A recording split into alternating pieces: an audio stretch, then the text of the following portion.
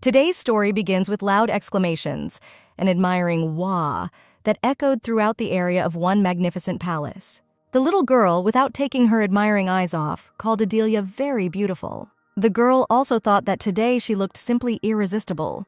The little girl asked if she had already met Lucian. The older brother would faint when he saw her, and the girl replied that she had not yet, because the bride and groom should not see each other before the wedding. "Aren't you worried?" the girl asked, because she herself was worried.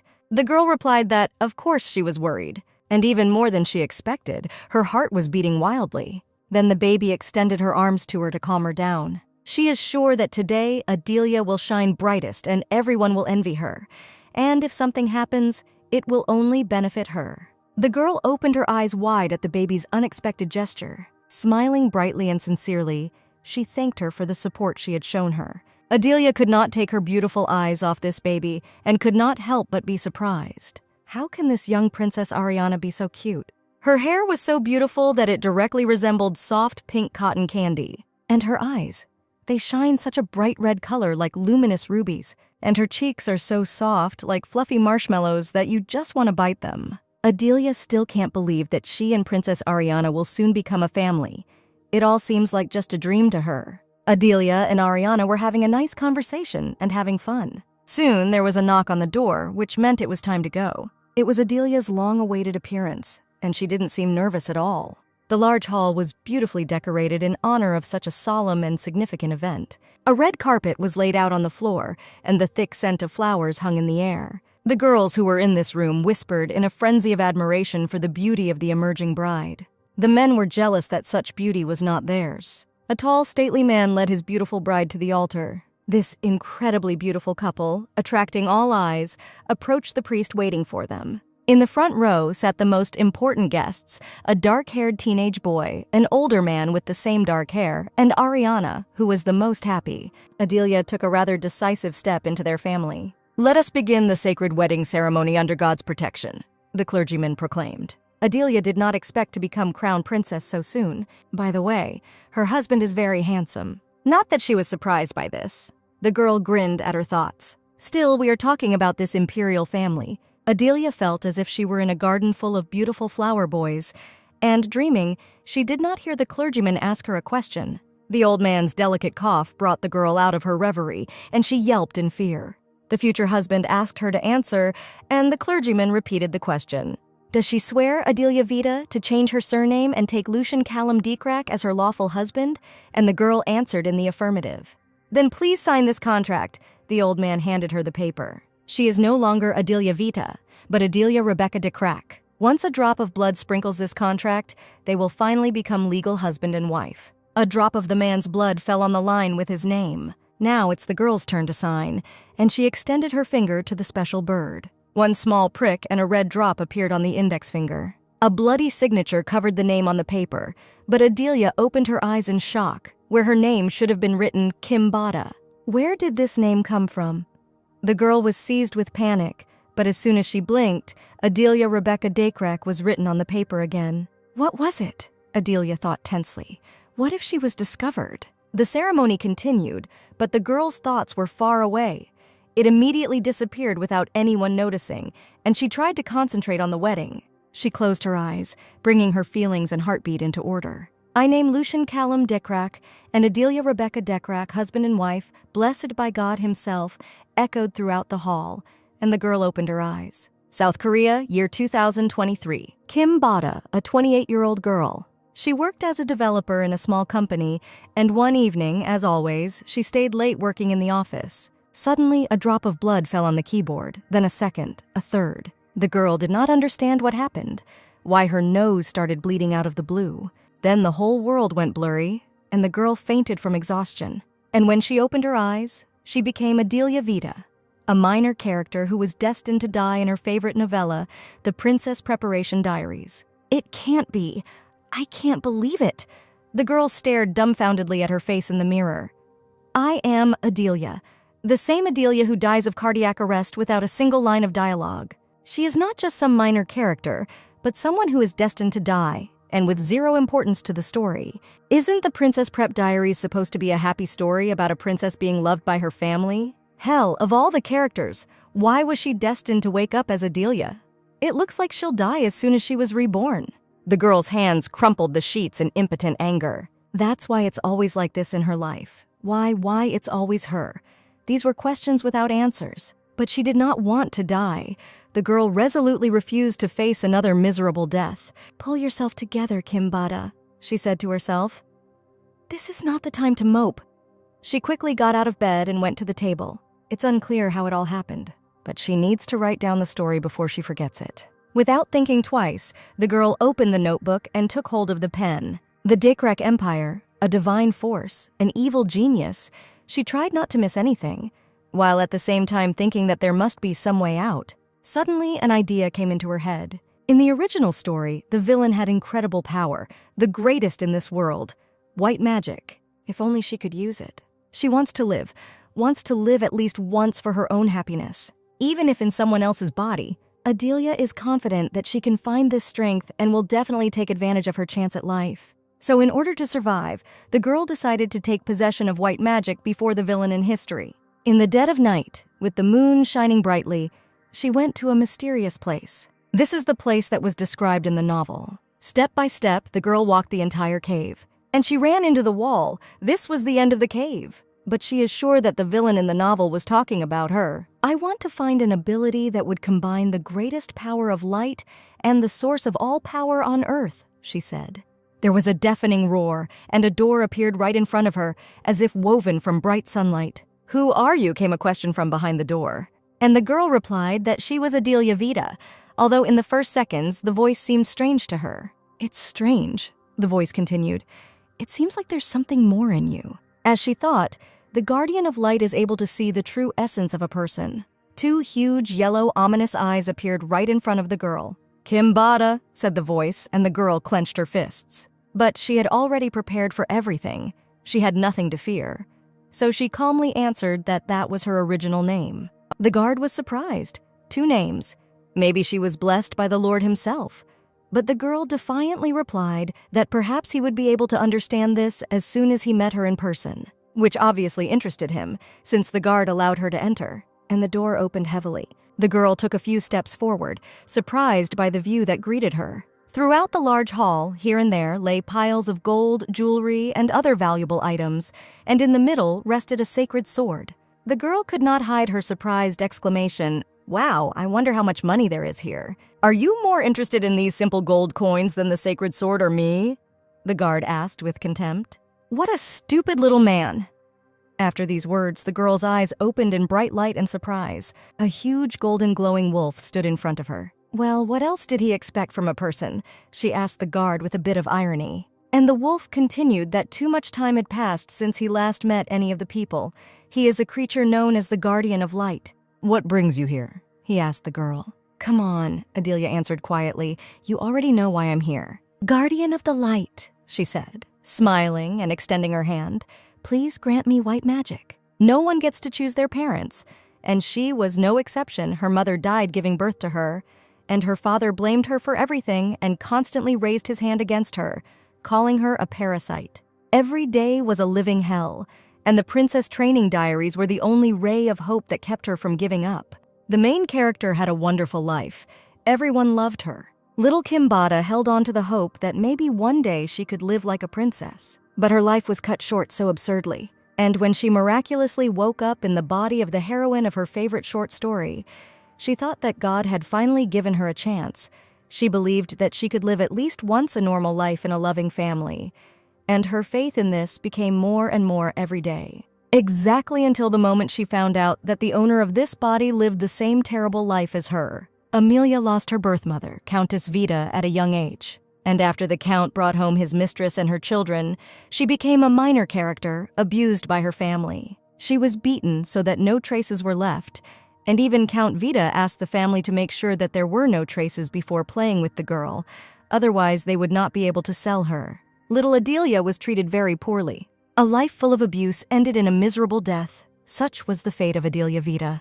But if she gets white magic, she will be able to live the life she wants even in such a body. "No," the guard interrupted her, "you can't get white magic." Adelia did not expect such a categorical answer. The guardian continued, Does she really think that she can really accept white magic in her current physical state?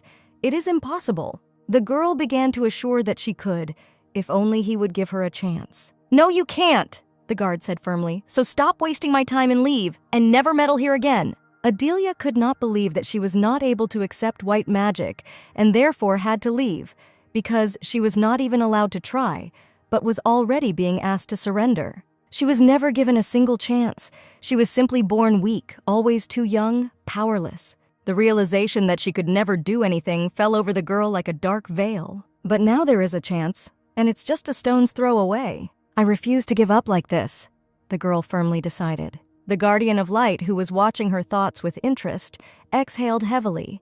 It seemed that the stupid little man with a vulnerable heart believed that her fragile body was suitable for white magic. "No, forget about strength, otherwise you will only die from the side effects." "Simply put, such a weakling like you," the guard began, but they didn't let him finish, unceremoniously calling him a dog. The guardian of light was taken aback by surprise. How dare she address him like that?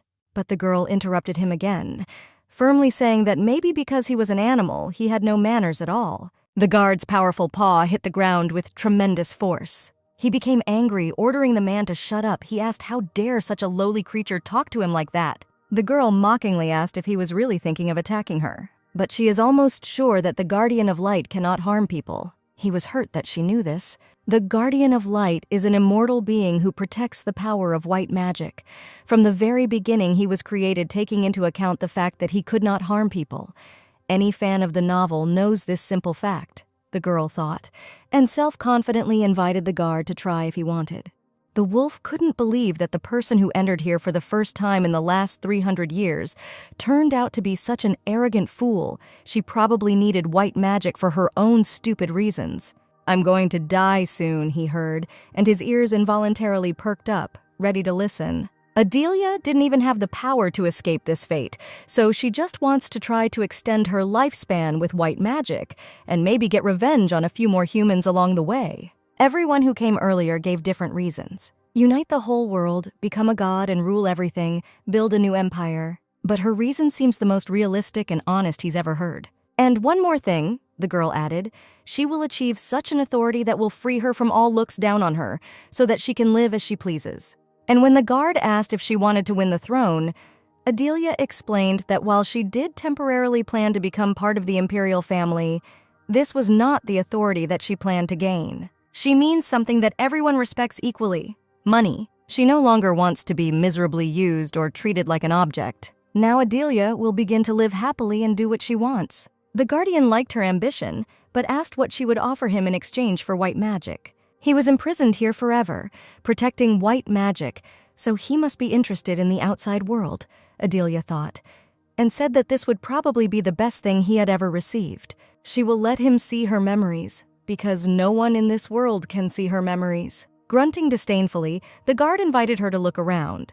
This is what people offered in exchange for white magic, and she offered some kind of memories, and not for full possession, but just to look. But the girl was sure that her memories would entertain him much more than any other person, because she used her first name in her previous life. She can guarantee that he's never seen anything like them, so she'll just show them off instead of giving them away. The guard wondered if there really was something there that he had never seen. Then it would be a fair deal, but how could he trust it? Adelia sighed heavily. She was going to show them to him personally, since he is a guardian of light and all that, because these are priceless memories. He was convinced that the girl wanted to show her memories to him on purpose. Are they really so priceless? And Adelia confirmed this. They are one of a kind. Okay, since you insist so much, the guard even wagged his tail with pleasure and seemed to blush a little. But remember, he warned the girl, white magic has the power of purification, and you can use it like ordinary magic, especially for healing and protection. However, she is different from other people, so there will be side effects, and Adelia asked if they could kill her outright. But the guard replied that most likely everything would not be so terrible. "Great, until I die," the girl beamed. "You really are a strange person." The guard leaned his head against the girl's forehead. He decided to trust her, because he was very curious about what kind of white magician she would become. The guardian of light transmitted white magic to Adelia. She felt it as something warm and pleasant, and everything around was illuminated with a soft light.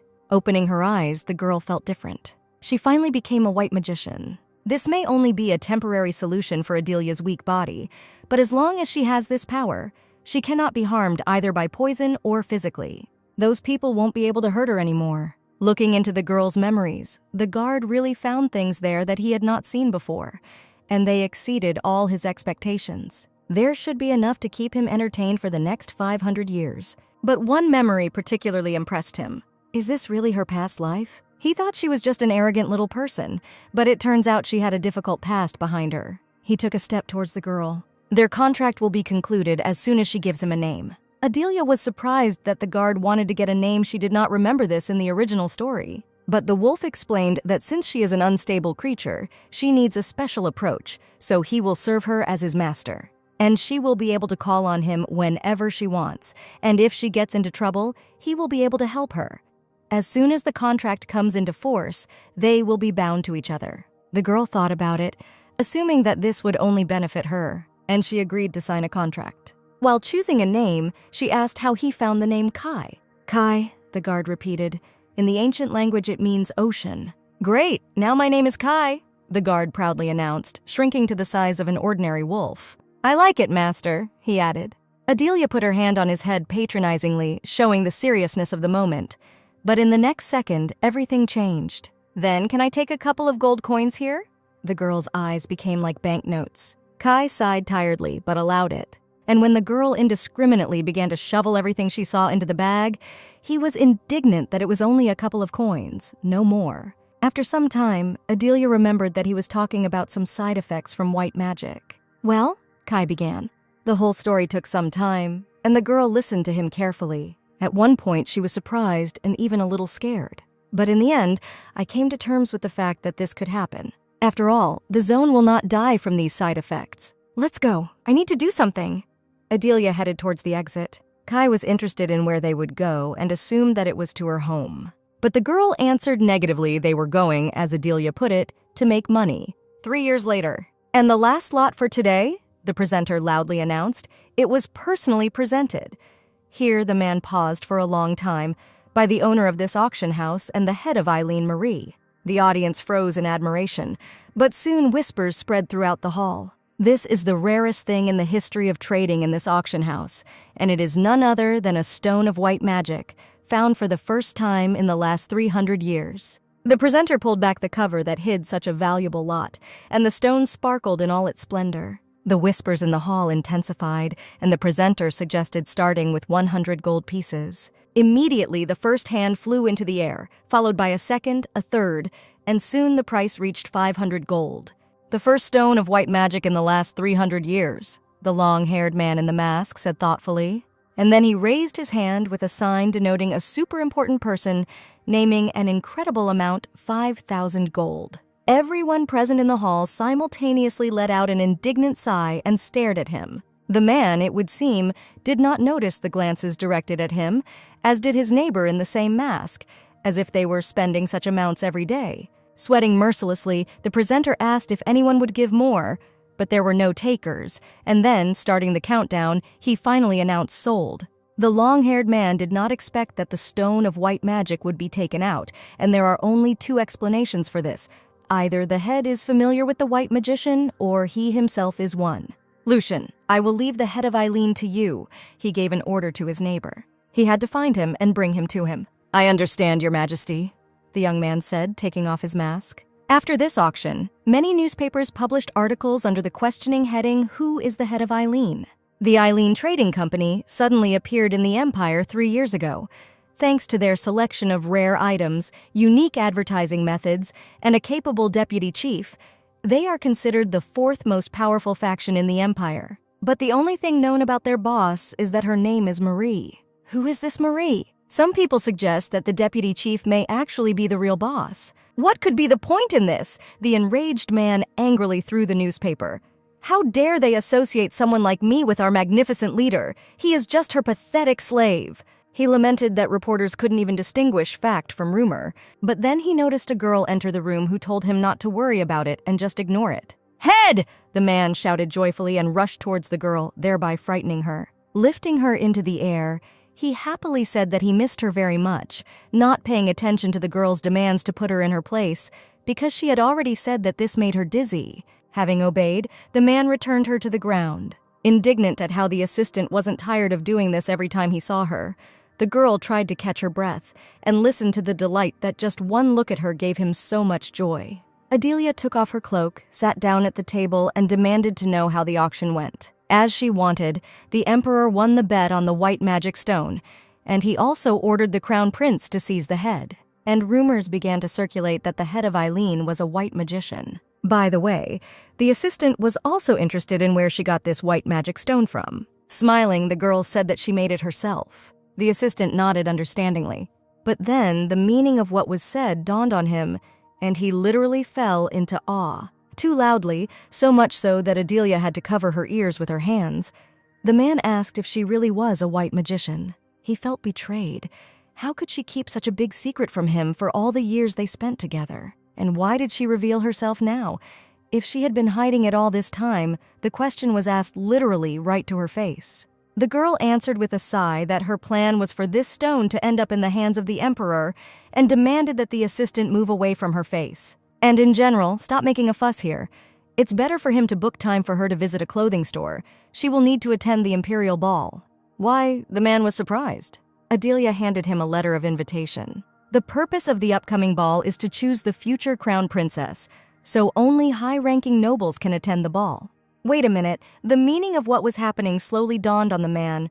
Are you really a noblewoman? Yes, Adelia was indeed a noblewoman, the daughter of a count, to be precise. It seemed to her that she was telling the assistant about this, but his whole appearance indicated that he was hearing about it for the first time and was quite shocked. The girl continued that her real name was Adelia Vita. The man remembered that Vita is the family to whom their company regularly sends money, and the girl froze warily. They owe so much money that they will not be able to pay it off, even with all their assets combined. In fact, he found it strange that the head never asked them to return a single cent, and now it is clear that it is because they are her family. Adelia allowed him to think what he wanted and hurried him to book a visit to the store under her real name. But the assistant had one more question, which the girl didn't like much. Noticing her cold gaze, he became a little embarrassed and promised that it was really the last one. Be brave, the girl said sternly. He was interested in the reason why the head offered the white magic stone to the emperor and planned to attend the imperial ball. That's right, Adelia answered. She wants to become the crown princess. It seemed to him that it would be difficult to surprise him with anything. Where did such an idea suddenly come to her mind? She herself said that she was a noblewoman, and many would envy her current life. The nobles are also not completely free, Adelia answered simply. A girl of noble blood is either given in marriage, or she spends her whole life obeying the head of her family. She cannot live like this, but wants to have a title and lead her own family. The assistant thought, if this is her goal, then indeed, becoming the crown princess is the best way to change the situation. Besides, if she later gets divorced, then she will then have a title and be considered a former part of the imperial family. Of course, she will always be able to get rid of Count Vita. Her abilities will be recognized, and she will be able to become the head of the family in his place. Unfortunately, getting recognition even as the head of Eileen is already quite difficult. But if she can become the crown princess, then destroying the Vita family will be easy and simple. And more importantly, she will be able to meet Princess Ariana. A satisfied grin appeared on the girl's face. That's right, since she ended up in this book, shouldn't she at least get to meet her favorite heroine? Her grin startled the assistant who was watching the chief, and he called out to her quietly. Pretending that nothing had happened, Adelia announced that she planned to make a deal with the crown prince. In response to the assistant's fair doubts whether His Highness would agree, she noted that she would offer him the rights to trade in white magic stones. It turns out that she just wants to blame all the boring diplomatic problems on him, the man realized. You're so smart, Adelia noted with a smile. That's why I like you. They are a private company, so they often have to deal with piles of documents when exporting white magic stones. But the imperial family does not need to do all this, and she is sure that they will accept this offer without thinking twice. The assistant stood silently, amazed at the head's train of thought. She's incredible. Much younger than him, but already thinking about the future. Okay, Coland, since the chatter is over, it's time to get back to work, Adelia said. thereby bringing the assistant out of his stupor. Sighing heavily, the man said that her poor slave was ready to work hard again. It will be interesting to see how this company will develop. He's even a little scared to think about all this. There was commotion in the office, and mountains of books and documents were piled up. "Didn't I tell you to drop all other matters and concentrate on finding the head of Eileen?" The prince sternly reprimanded his subordinates. And yet, not only did they not find him, but they didn't even know anything about him out of anger. He crumpled the sheet he was holding in his hand. The subordinates asked for forgiveness from His Highness. They found a deputy not far from the auction hall, but he disappeared in the blink of an eye. They believe he disappeared using an artifact. What a sneaky rat, His Highness was furious. The head of Eileen had already used many rare artifacts. This means that next to him, there is definitely a white magician who knows how to create these same artifacts. Now it's clear how he manages to hide every time. The last white magician was the first Emperor Dekrak, thanks to whom prosperity reigned on the continent. And now, 300 years later, another white magician has appeared, which means he will also have a huge impact on the entire empire. The imperial family must find him first, and to ensure that he is on their side, they will have to make him an imperial magician. But the knights reported something else, the rumor that the head of Eileen, a white magician, has already spread throughout the continent. Now it worries not only the people of Dekrak, residents of other empires are also looking for him. Unrest will begin soon, the prince said thoughtfully. He gave the order to continue the search. They must find the white magician before the enemies do. It does not matter whether they try to attract him to them or threaten him. This magician must be on their side, and if all else fails, then he will have to kill. "Yes, Your Highness," the men reported and bowed. Then they left, leaving the prince alone in the room. In his opinion, it would be easier if a magician could be bought like nobles. Looking at the white stone purchased at auction, he thought that the principles of the white magician were only making their life more difficult. He swore to himself that this time he would look into the face of this great white magician. The day of the imperial ball has arrived. Adelia stood aside and watched the Vita family get together. Lobelia Vita, the second daughter of Count Vita, twirled around in front of her father, asking how she looked and whether she could attract the attention of the crown prince. The count assured that his dear Lobelia would be the first beauty at the ball, to which his wife asked how she was. The count replied that their daughter was so beautiful only because she was everything like her mother. "You got ready early," Adelia noted, thereby drawing the count's attention to the fact that she had also arrived. Lobelia, as well as her mother, Countess Vita, were not very pleased with the appearance of Adelia, nor with the fact that she was also going to the ball with them, and they only hoped that she would not disgrace their family, from which the girl only helplessly clenched her fists, forced to listen to this addressed to her. But the most unpleasant words were said by the count, noting that the girl looked better than the last time they saw each other, and apparently, he could earn more from her than he expected. Adelia remembered that around this time, according to the plot of the book, her heroine was sold to some old count. "Get into the last carriage. Don't disgrace us at the ball. Just sit quietly in the corner," the count said with disgust. The girl obediently agreed. She just needed to be patient. It was better not to attract attention. But before she had time to get into the carriage, someone's hand reached out to her. The young man brazenly grabbed the girl, not allowing her to move. He squeezed the girl's wrist painfully, forcing her to look at him. "Long time no see," he grinned brazenly. And when Adelia asked to let her go, he only squeezed her wrist tighter, noting that he had not seen her beautiful face for a long time, so there was no need to look at it like that. The guy's gaze tenaciously swept over the girl's face and figure. He noticed that she was eating well and living happily, and overall looked very good. "I said, let me go, you disgusting pervert." Adelia forcefully freed herself from his grip. David Vita, the eldest son of Count Vita, raised his hands in a conciliatory gesture and asked not to frighten him. Every time Adelia remembers how he used the influence of his family to abuse another innocent girl, she immediately wants to put him behind bars. Adelia turned around and headed into the carriage destined for her. But such a scoundrel deserves much worse punishment. Just wait, the girl thought. She would protect them all straight to hell with her own hands. The imperial palace sparkled, ready for a grand reception. Ladies and gentlemen had fun and socialized in anticipation of the imperial family. Adelia stood aside, not participating in the general noise, and also waited. The bell rang, and it was announced that His Majesty the Emperor and His Highness the Crown Prince had arrived. At the same time, firm steps were heard in the hall, and the girl's gaze sharpened.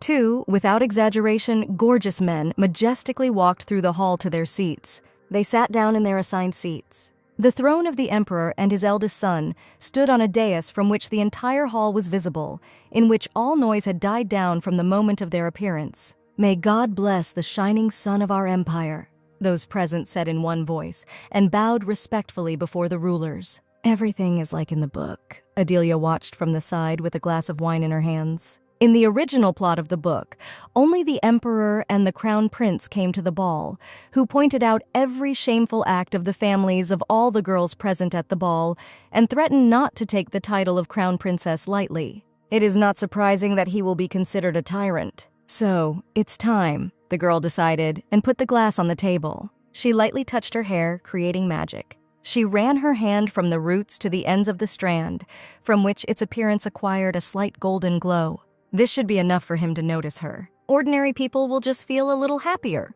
but those who have already encountered white magic immediately recognize it. The emperor and crown prince are just such initiates. They will definitely notice her. "Your Majesty," the prince began, feeling the magic. The emperor only wearily said that it was a complete headache.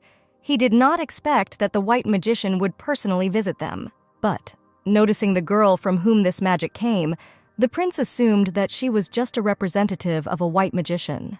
But the emperor asked if he felt something special no one else could emit such energy. This means that this young girl is really the white magician they are looking for. And the way she announced herself. "This really makes me anxious." Adelia was embarrassed. She, of course, expected that they might be hostile, but they wouldn't kill her right there. The glances of those red eyes directed at her made the girl doubt her own conclusions. Dance music began to play, signaling the start of the ball. It's not like they could kill her at all, but if they tried, she'd just run away. Looking as carefree as possible, Adelia waved her hand slightly, inviting the prince to join her in the dance. And such frivolous behavior struck the prince with its insolence. But nevertheless, he stood up from his seat. And he went down into the hall, step by step, slowly approaching the isolated girl. "Milady, will you give me your first dance?" the prince gallantly asked the girl, extending his hand. She lowered her eyes, deep down pleased that everything was going as she had planned. And smiling, she extended her hand in response, happily accepting the invitation. The prince and a girl unknown to anyone in the hall were preparing to dance. "Who is she that the crown prince personally invited her to dance?" the ladies whispered. "What family is she from? No one has ever seen her before," the gentleman asked. Ignoring the noise around him, the prince put his hand on the girl's waist, and she, in turn, put her hand on his chest. The couple was ready to start dancing. The conductor waved his baton, signaling the start of the melody. Adelia remarked that this was a great honor for her, and he had no idea how long she had been waiting for this moment. Can he feel how fast her heart is beating? So fast that it feels like it's going to jump out of her chest. "What nonsense," Lucian interrupted her. Patting the man on the shoulder, thereby releasing some energy, the girl noticed that His Highness was upsetting her because she was speaking seriously. Lucian noticed what she did to his shoulder and felt the energy of white magic. "What do you allow yourself?" he began, but stopped short. The next moment, Adelia touched his heart with magic. The prince did not immediately understand what had happened, but his body seemed to become lighter, and he realized that this was the power of white magic. The girl asked if he felt more cheerful. What does all this mean? Lucian could not understand why she did this. Turning on all her feminine charm, Adelia languidly said that she tried very hard on her hair and asked if it turned out beautifully. As if not noticing her coquetry, the man dryly noted that he had seen something similar at an auction a few days ago. Turning around in the dance, the girl confirmed that they were stones of white magic. She had made them herself. Since she made them herself, then she really is a white magician. Lucian was warped by his own conclusions. He finds it hard to believe. She is so small and fragile, it seems that if he grabs her too tightly, she will break. As if reading his thoughts, Adelia lowered her eyes and quietly said that she would not break if he held her tighter. "You're not trying to show off your strength?" the crown prince asked bluntly. The next moment, something happened that really surprised the girl, a very unexpected dance pirouette. The man grabbed her by the waist and forced her to lean back, while he himself hovered over her and asked what she needed. Recovering, Adelia smiled and asked, "Why don't they find a more private place to discuss this?" But the prince didn't like it. He thought that she was out of her mind if she dared to ask for a personal meeting with the crown prince. Ignoring his unfriendly tone, the girl continued to dance and noticed that there were so many people around. It would be stupid of her to show her true strength in front of everyone. The girl's gaze changed, became harder. The Crown Prince's gaze was not inferior to hers in terms of harshness. It seemed as if two wild animals were locked in mortal combat. She didn't seem to know the feeling of fear, the man remarked, but Adelia replied that she just wanted to offer him a fair deal, and she had nothing to fear. An elegant red wine in a glass sparkles with ruby hues, like a living work of art. The emperor, with a glass in his hand, carefully watched his own son and an unfamiliar girl. All the feelings and emotions are visible on Lucian's face. He still has to learn and learn. At the same time, despite the fact that she looks younger than Lucian, Milady behaves much more reservedly. She clearly has talent. His Majesty found this very interesting. The same cannot be said about Adelia. She felt with her skin that the rulers had been staring at her for too long, and it wouldn't take long to rub a hole in her. Maybe she shouldn't have provoked him, the girl wondered. What if he really tried to kill her? Breaking the silence, the Crown Prince said that if she wanted to talk to him alone, she must first say what she wanted. To which the girl repeated that she couldn't do this in front of everyone. Even if she snuggled closer to him, someone would be able to read her words on her lips. She thought intensely that the melody would soon end, and she must convince him before that happens. Adelia assured the prince that he would not lose anything if he accepted her proposal. And she noticed that the dance was coming to an end. Could he really let her go so easily? With one last dance move, Lucian brought the girl back to earth. "Okay," said the prince, "I can also guarantee something." At these words, his expression hardened. If she tried to do something that he didn't like, her head would fly off her shoulders. Trying not to pay attention to the overt threat, Adelia smiled and asked to be invited to the reception when the music ended. "It's a pity that their dance was so short," the girl said, and thanked the prince with a bow. Lucian also regretted it, and took the girl's hand in his. Leaning slightly towards the girl, he raised her palm to his lips and solemnly asked to give him a little more of her precious time. He would like to invite her to the reception room. It would seem that the prince said this to the girl, but everyone around him heard, and immediately surprised exclamations echoed throughout the hall. "It would be an honor for me, Your Highness," Adelia said, blushing and looking down. Like a true gentleman, Lucian offered the girl his hand and volunteered to take her to the reception area. Having let the girl go ahead, the prince subtly shook his head, inviting the emperor to come with him, who in turn also subtly nodded his head. "The hero of the occasion has left, so there is no point in me staying," the ruler announced, rising from the throne. Then he left the hall with measured steps. As soon as the door slammed behind the ruler, there was a noise in the hall. Ladies and gentlemen were indignant. Who is this girl? Why has no one seen her before? Whose daughter is she? Maybe they know each other. But most of all, one girl in a colorful dress was indignant and even angry. She rushed to her father, demanding to know what it all meant, and why Adelia was dancing with the Crown Prince, and why she had received an invitation to the drawing room. Countess Vida also rushed to her husband, asking what this girl was up to. But the Count thought deeply. He assumed that the best option would be to make Adelia the passion of Count Charles, but did not expect that the Crown Prince would like her. He thought she was a stupid simpleton, but it turns out she can be useful. If everything goes well with them, then the Count himself will have a chance to get closer to the Emperor. When this girl gets close to the prince, no matter what happens to her, the money will not stop flowing into his pocket. An incredible benefit, although he doubts that Adelia will be able to rise above the concubine. Lobelia loudly and hysterically demanded an answer from her father, waving her arms. At some point, her hand was grabbed by a strong grip. "Shut your mouth," the Count ordered, tightly squeezing his thin wrist. "You have no right to complain, since you yourself could not attract the attention of the Crown Prince." Lobelia felt a slight tremor. The Count was frightening her. The man continued to say that if the girl managed to seduce the Crown Prince, they would become incredibly rich. And as her older sister, she would be able to find a husband for the younger one. However, why not try to take her place? Lobelia is much younger, and she looks healthy, unlike this little thing. What if the prince makes her his wife and not Adelia? He is a man, obviously. He will want to have a young wife. The Countess asked with delight whether this meant that Lobelia could become Crown Princess. To which the Count replied that of course, because Lobelia is much better, which made the girl believe in such a possibility. Adelia silently followed the prince to the reception room. Convincing him turned out to be much easier than she thought. And yet, we must not let our guard down in case he changes his mind and decides to kill her. After all, if a member of the imperial family found someone useless, he would not hesitate to get rid of that person. None of the people of this kind knows mercy, except for Princess Ariana, the girl thought. Having reached the large door, the prince announced that they were there and suggested they talk inside. The emperor was already waiting for them in the reception room. Noticing him, Adelia was very surprised. When the emperor managed to come here, this was what was read in her eyes. But having pulled herself together, she bowed elegantly, greeting His Majesty, and wanted to say that it was a great honor for her, but the emperor interrupted the girl. "Enough hypocrisy, sit down," the man said emotionlessly. The girl obediently agreed and sat down on the sofa opposite the men. She introduced herself as Adelia Vita, the eldest daughter of Count Vita, and also the head of a small company called Eileen. The emperor thought that their conclusions were true.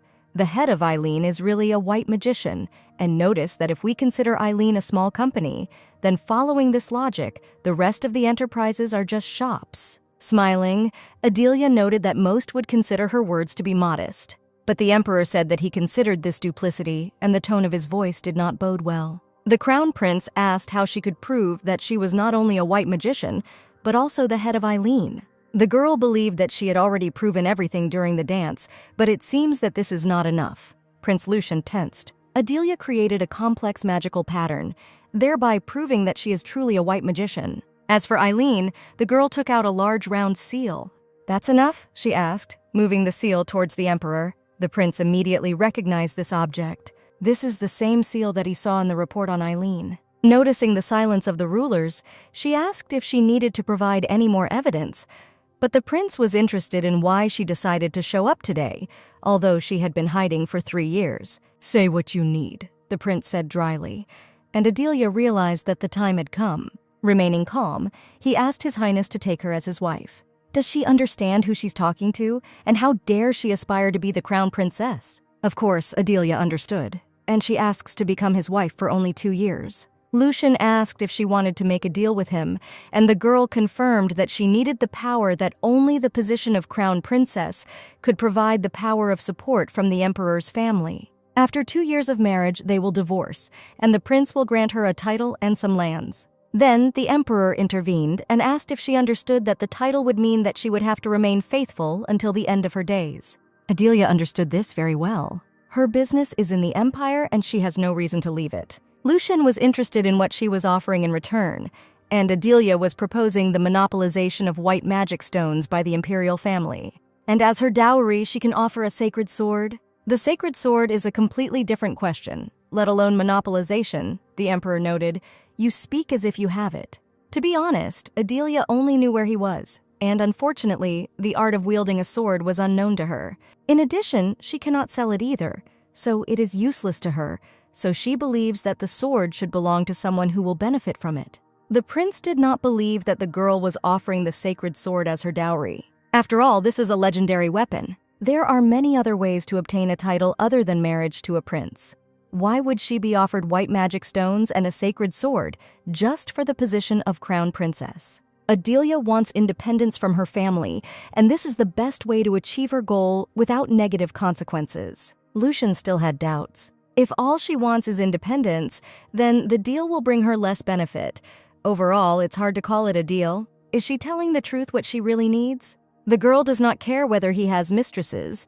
The main thing is that they do not affect her position as a princess. She wants his power, not his heart. And yet, Adelia would like them to look like a loving couple in public, because the crown princess is worth nothing if she is out of favor with the prince. The emperor added that she must understand that by seeking independence, she would only make the deal more profitable for them.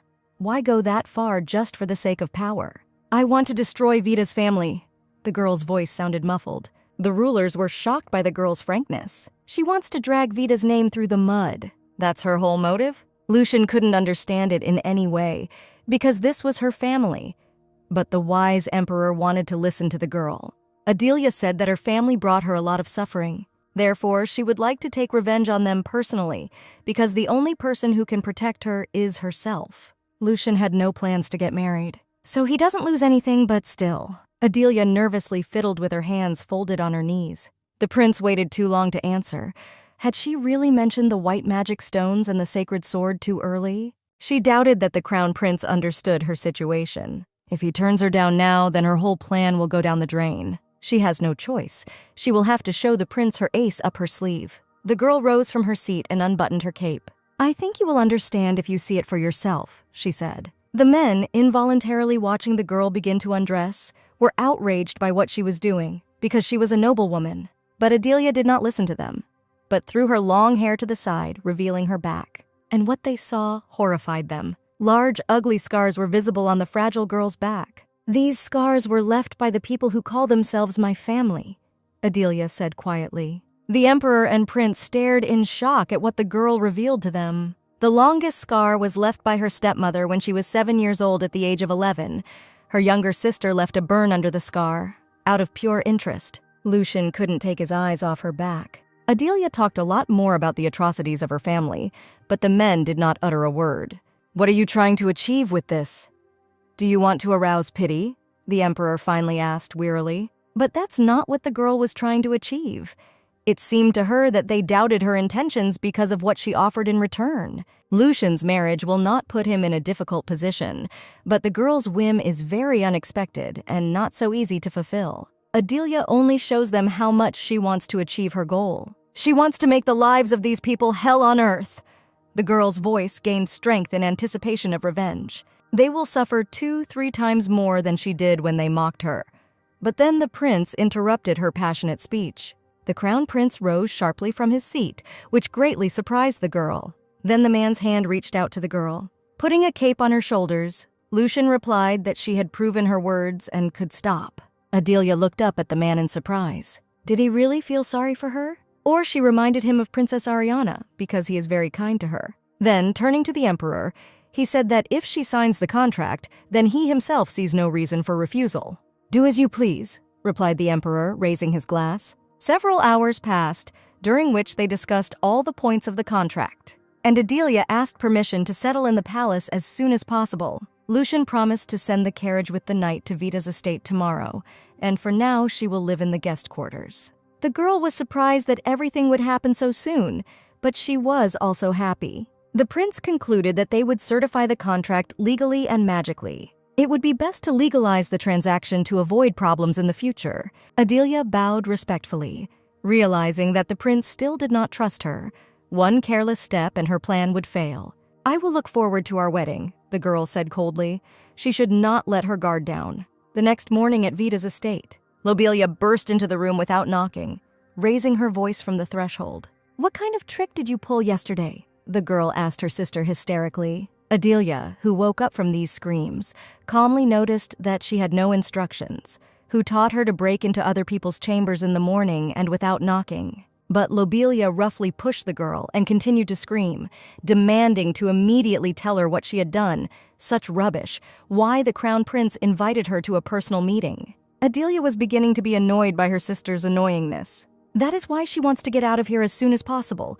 Can't Lobelia be silent for at least a day? "You're ignoring me.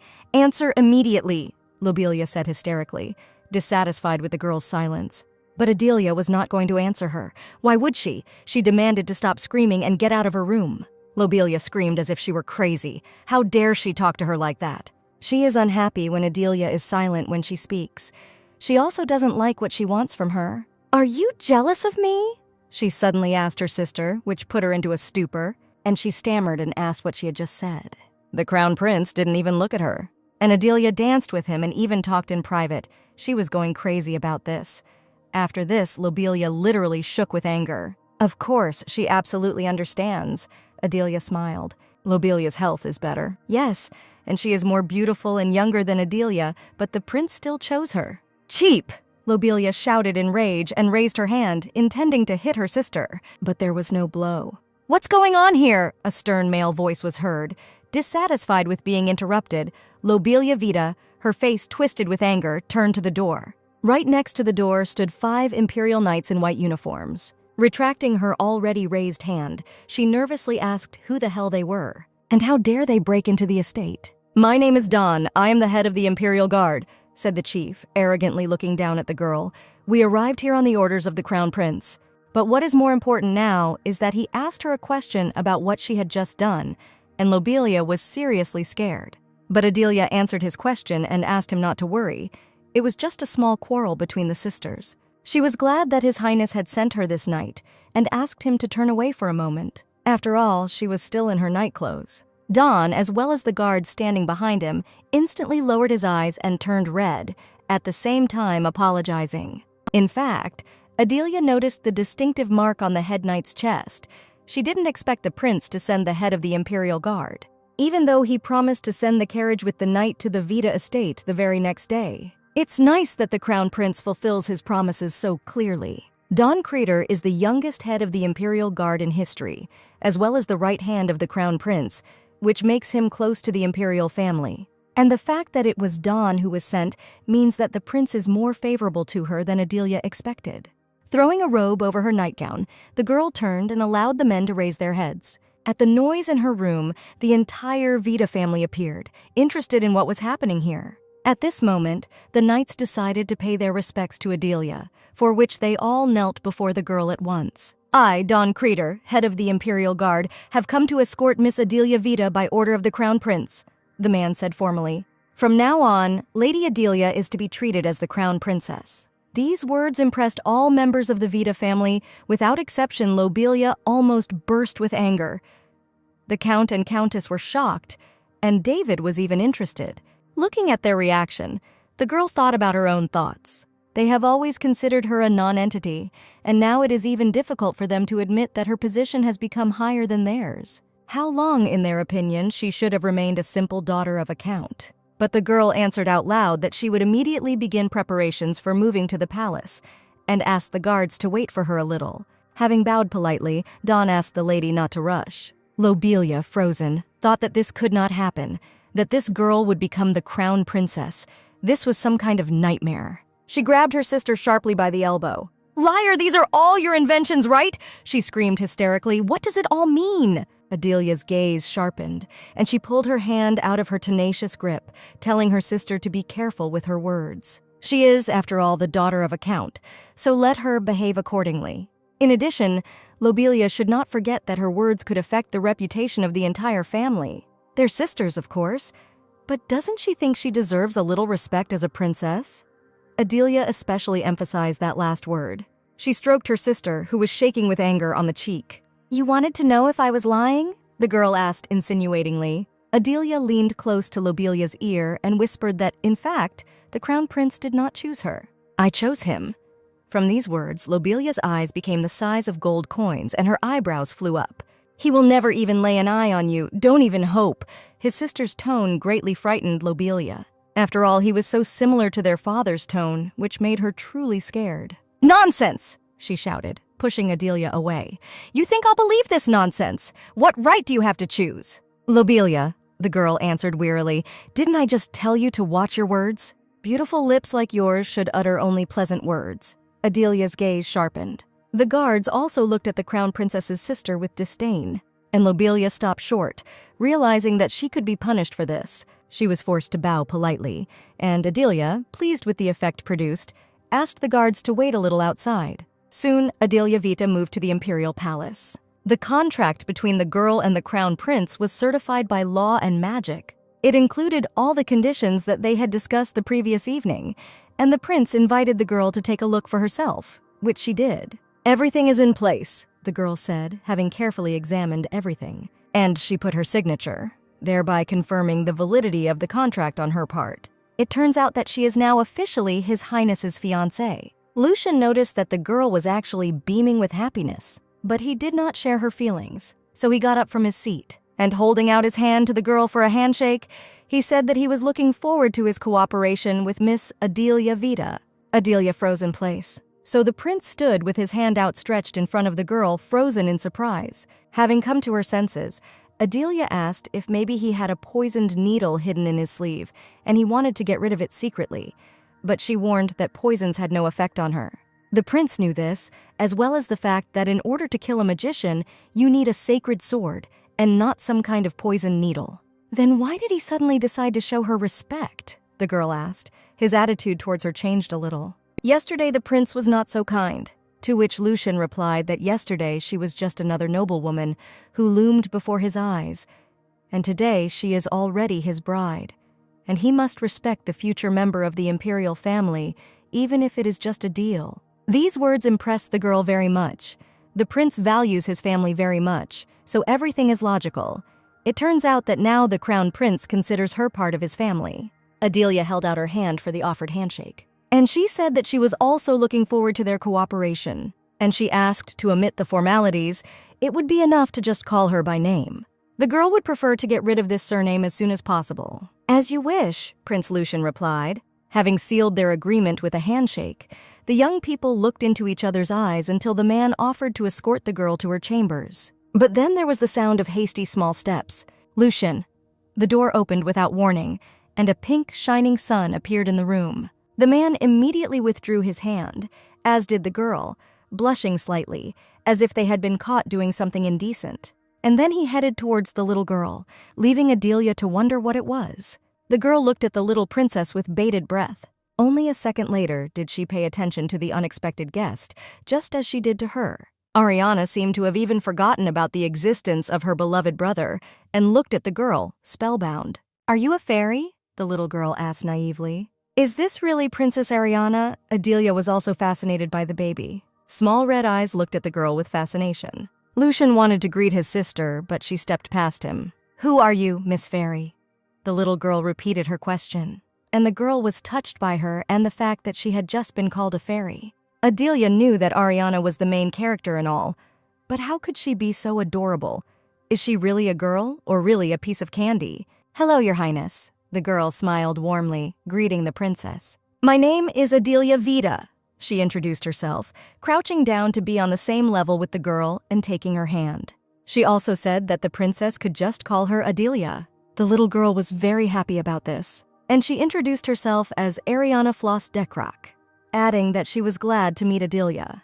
The girl was grateful to the little girl for her friendliness and expressed hope that they would become friends. But then a man's legs came between them. It was Lucian who was dissatisfied with their communication and noticed that his sister could not address his wife by just her first name. And although Adelia did not object to this, the prince insisted that it was against the rules of good etiquette. The girl slowly stood up. Really, it seemed as if electric discharges were rushing between the young people. But it seems that Her Highness was happy to call her simply Adelia. While the girl explained her arguments, the smile did not leave her lips. Still against the rules of etiquette, the prince was adamant. The little girl carefully pulled her brother's clothes. Was she really not allowed to call her by her name? The baby's eyes were wide open, and it seemed like she was about to cry. Lucian understood that he could not resist, but he tried to prove that Adelia would soon become the crown princess, and she, as a princess by right, must observe etiquette. "But I just want to make friends with Adelia." The little girl folded her arms in a pleading gesture and turned on all her charm. "Okay, whatever you say," the older brother gave in, which made the little girl very happy, and happily said that she had the best older brother in the world. Adelia quietly called the princess and said that on the way she stopped at Eileen's bakery and grabbed a dessert. Would she like to try it? Ariana immediately perked up. She heard that this is now the most popular place in the capital, and she happily agreed. The desserts from there were her favorite. The prince at that time was dissatisfied with their communication. The girl was just about to go to her chambers and invited the princess to accompany her. Then they could try them together. The little girl agreed with pleasure. And only one person in this room was darker than a cloud and did not share the general joy. Turning to him, Adelia asked why His Highness froze.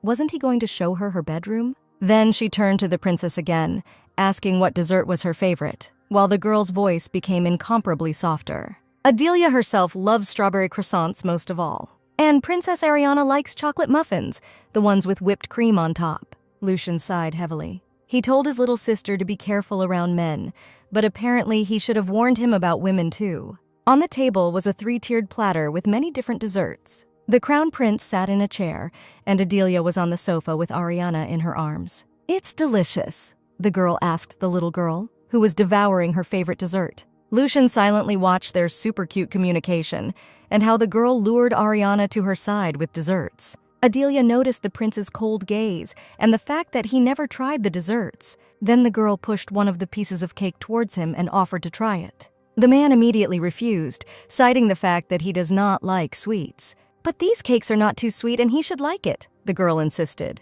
"The princess also asked her brother to try it. Everything is so delicious." "I'm not in the mood for dessert," the prince answered, and the girl was upset because they are really delicious. "It would be great if you tried with us, Lucian," the little girl remarked sadly. And the girl continued to smile, thereby also persuading His Highness to try. But the look was hard and literally ordered eat, and Lucian gave in again, deciding to try a piece. Having pricked it on a fork, he immediately sent a piece of cake into his mouth. As soon as the man put the first piece into his mouth, his eyes opened in surprise. Ariana immediately asked how it was. It was delicious, but the fact that the prince put piece after piece into his mouth spoke for itself. He finished the dessert quite quickly and, slightly blushing with pleasure, said restrainedly that it was not bad. Adelia and the baby cutely discussed that the prince was very modest, and they had never seen such an expression on his face, from which the man returned to his previous mood. He didn't expect them to get along so well. When they talked in the living room yesterday, Adelia was very cruel in her remarks about her own family, and it seemed to him that her family had caused her a lot of trauma, especially those terrible scars. Lucian was worried that she might become jealous of Ariana, who had known nothing but love in life. Fortunately, his fears were not justified, but could it be that she was just pretending? Soon all the desserts were eaten and the plates were empty. Ariana thought she had already eaten all the desserts from Eileen's bakery, but today she tried many that she had never even heard of before, to which Adelia noticed that she only brought new desserts, and whispered that Eileen was under her leadership so she could try all the new products from the bakery first. The fork fell out of the girl's hands. "What? Oh, you are the head of Eileen!"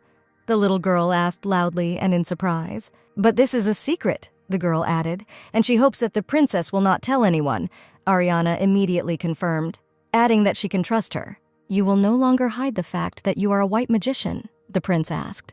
Despite all the threats that rained down on her for 3 years, she never appeared in public. Patting the girl on the head, Adelia said that it was fashionable to trust Her Highness. In addition, the entire continent already knows about the rumors that Chief Eileen is a white magician, and this rumor is true. Lucian was interested in why she did not deny this.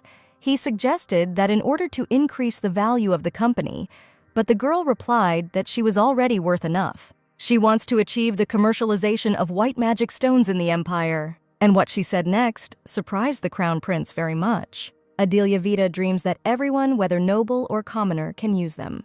The power contained in a white magic stone depends on its size, but even a small fragment retains its cleansing properties. If they start selling stones that are too small to have any commercial value at a bargain price, then the commoners will be much better off. Since her goal is to improve the lives of their people, then the crown prince has no reason to refuse her. However, commercialization of stones is only possible within the empire. Of course, Adelia understood this.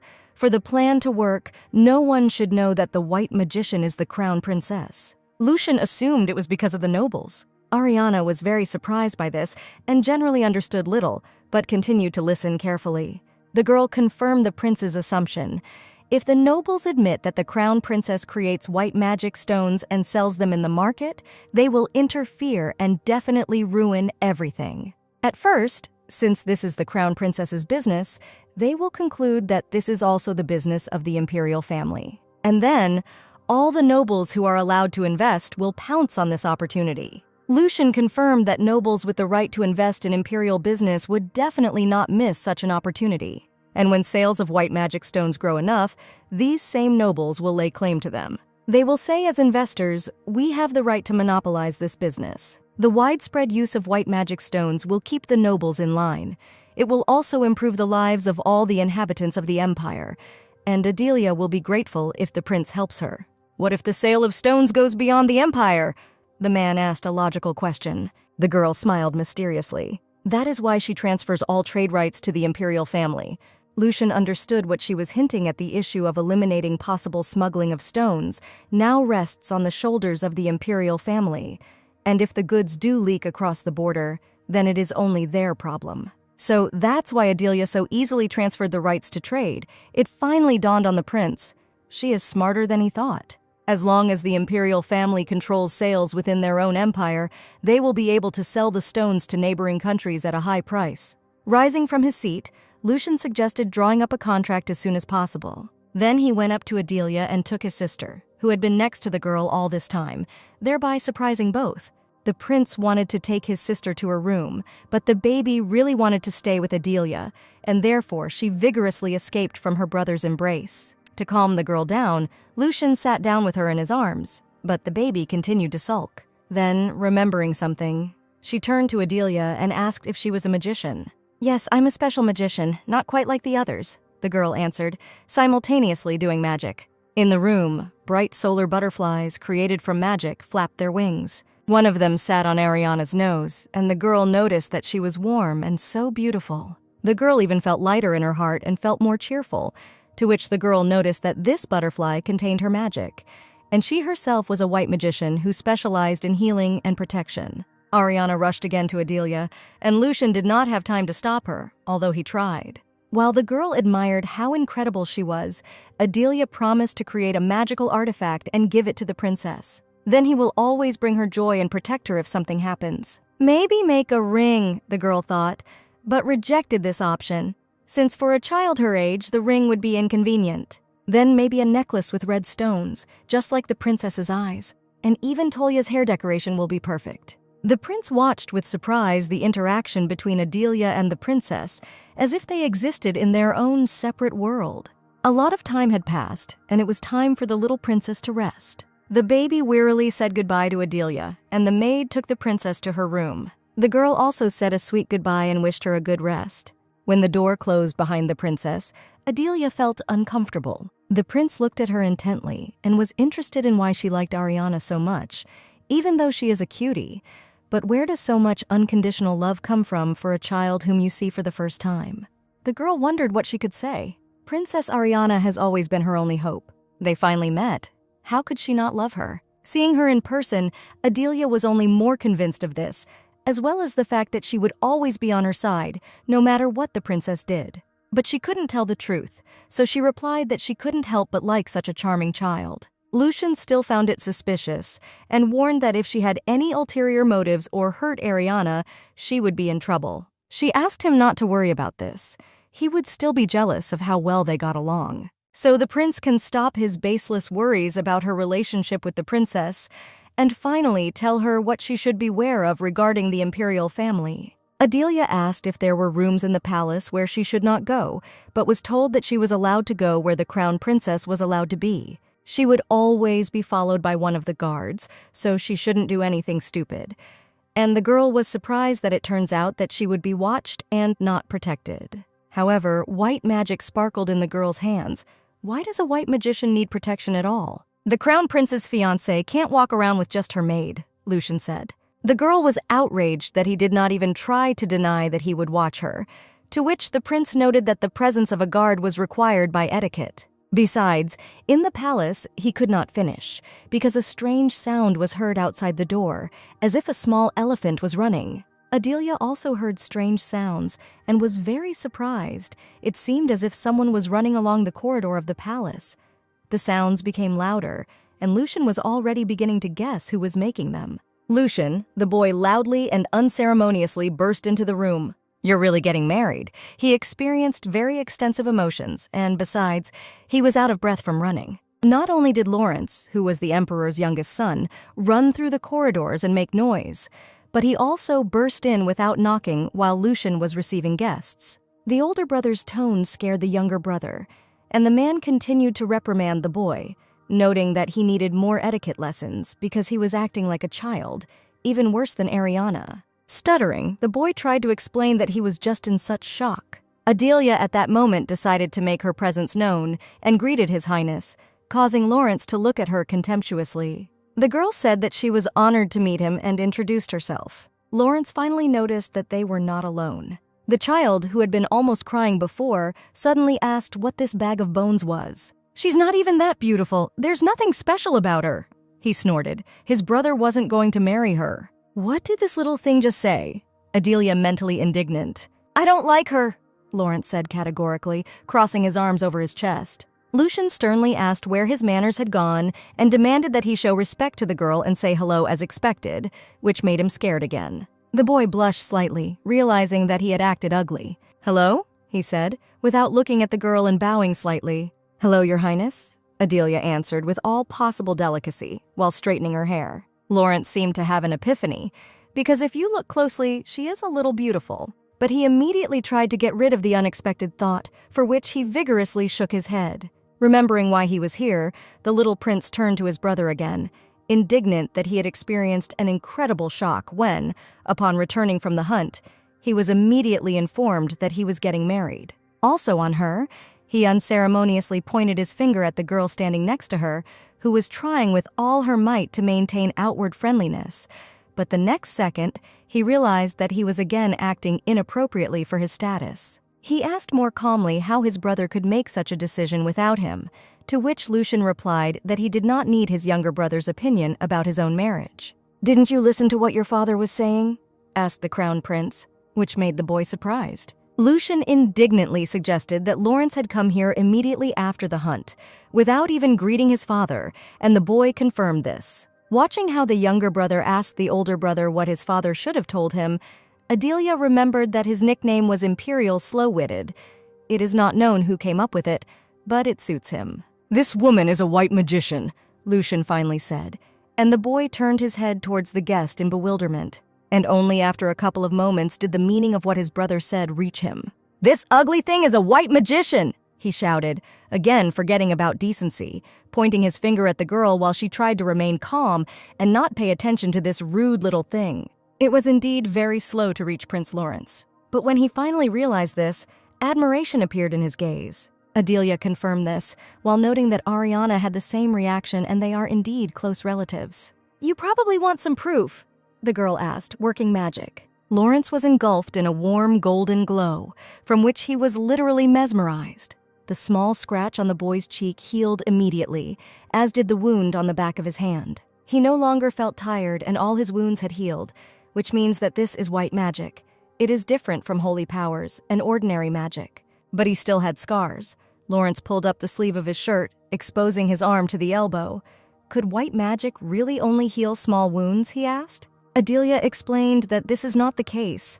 White magic sometimes leaves scars because it does not work like healing. She thought that it would be better for the priest to look at the large wounds, so she left the scars, but she would not leave scars on him for life, because His Highness is a very important person. "An important man," the boy repeated with surprise. "Okay," Lawrence agreed. "She is suitable, and his brother deserves such a skilled wife," the little prince agreed. And he asked what her name was, to which the girl introduced herself and asked to call her simply by her name. "You don't mind, Your Highness."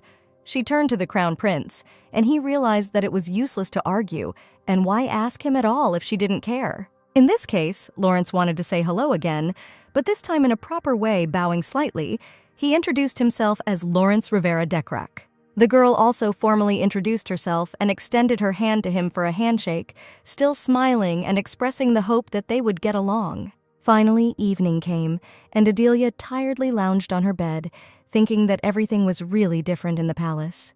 But she is glad that she got here so quickly, because this way she will get along with the residents of the palace faster. Especially with these cuties Lawrence and Ariana. How charming they can be. The girl was touched, remembering recent events. But it's hard to believe that all of them, including the emperor and the crown prince, are from the same family. Still, Prince Lucian showed her some semblance of respect. And this awkward scene, when they looked into each other's eyes for a long time, something stirred in the girl's soul. She doesn't think they are bad people.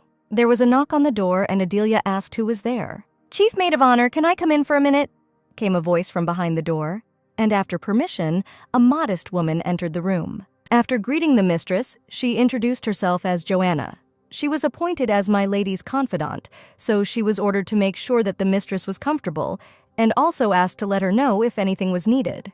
Adelia noticed that she didn't need anything. It was already very cozy here. "And she will leave the rest in the capable hands of Lady Joanna." The girl finished smiling. Bowing, the maid said that there was no need for formalities because she was the future crown princess. But Adelia knew that Lady Joanna was the crown prince's nanny, and everyone who was important to His Highness was also important to her. The face of the main maid of honor softened slightly when the girl asked to be allowed to show her respect in this way. Adelia knew Lady Joanna's fate from the book.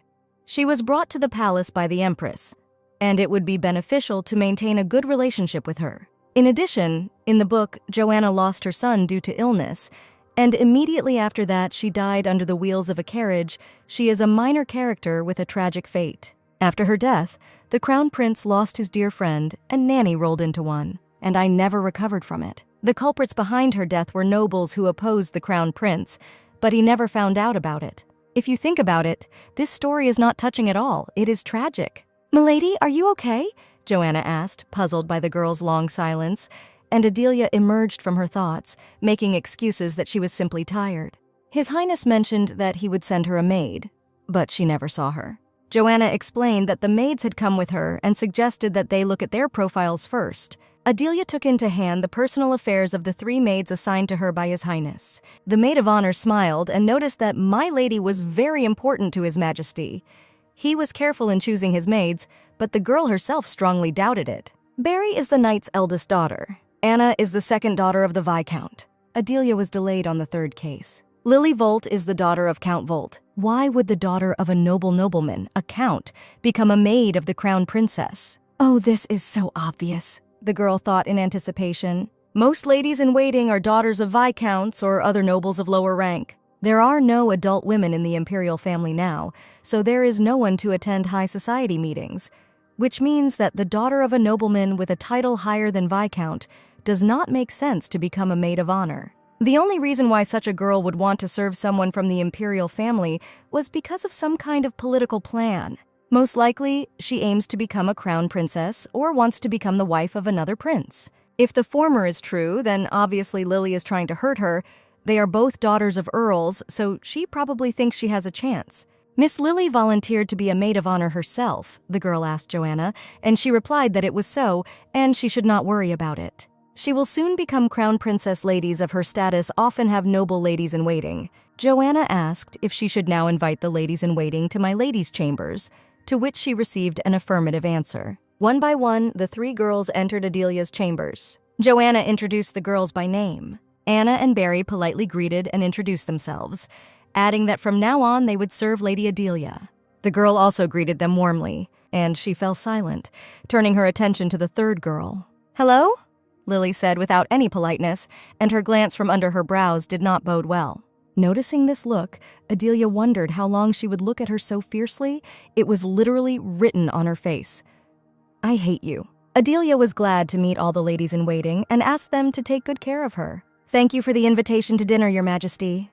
The future crown princess bowed elegantly. The entire imperial family sat in front of her at a huge table. The emperor himself allowed the girl to sit down. The younger prince and princess were very happy to see the girl and very vigorously expressed their joy. And Lucian pushed back his chair and, like a true gentleman, invited the girl to sit down. Taking her seat, Adelia thanked His Highness. For some time in the silence, only the sound of cutlery being used with which food was taken could be heard. Having tasted the first bite, the girl could not help but notice that the food was divinely delicious. Does the imperial family really eat such dishes every day? The emperor, like a loving father, offered a piece of meat to Ariana, and the girl wanted her guest to try it too. Adelia was touched by how much the princess's family doted on that soul. Her cheeks were about to burst. Although these were happy moments, the girl suddenly became sad. This is what a real family looks like, she thought. It's about eating delicious food with everyone else, laughing and chatting rather than eating empty rice alone. All her life she dreamed of such a family. But now there's no point in measuring family happiness, and she persuaded herself to give up this idea. Suddenly someone moved a plate with a dish closer to her. It was Prince Lucian, who greatly surprised the girl with his action. Why did he do this, the girl wondered. Following him, Ariana pushed several dishes towards Adelia, saying that they were very tasty, and the girl should definitely try them. Another person carefully pushed a plate towards her. Embarrassed and blushing, Lawrence invited her to try this dish. Adelia looked in shock at the table laden with plates. She was touched to the depths of her soul. "Thank you all," the girl smiled, trying to hide her emotions and embarrassment. Dinner continued in a pleasant family atmosphere. Everyone was eating, laughing, and chatting. At the end of the dinner, there were various desserts. It was late, and the maid wanted to take Ariana into the room, but the girl became capricious that she wanted to play some more. The emperor noticed that it was time for the little princesses to go to bed, and tomorrow there would be time to play, and wished his daughter good night. The baby agreed with her father and said goodbye to everyone, finally asking Adelia to play with her again tomorrow. The girl happily agreed, saying that they would definitely see each other tomorrow. When the door closed behind the baby, the emperor began a serious conversation. He asked if the girl planned to hide the fact that she was a white magician, and the girl agreed, at least for a while, because everyone already knows that Boss Eileen is a white magician, so she cannot allow so that it becomes known that she is the leader. You are the head of Eileen. Lururans experienced indescribable surprise from such news. The emperor and crown prince looked at him silently as if he were slow-witted. The boy loudly asked whether it was true that Adelia was the head of Eileen, and whether his father and brother knew about it, and it turns out that he was the only one who didn't know. Trying to cool his brother's ardor, Lucian asked if he had forgotten how to behave at table, or maybe he wanted to take etiquette lessons again. The emperor, in turn, told his son that he had not heard anything about him since his return, and now he was also making a scene. And the girl, smiling, confirmed that she was the head of Eileen. But she didn't tell him anything because she created the company secretly, hiding her identity. Lawrence could not understand that Adelia, his brother's future wife, was the head of Eileen and a white magician.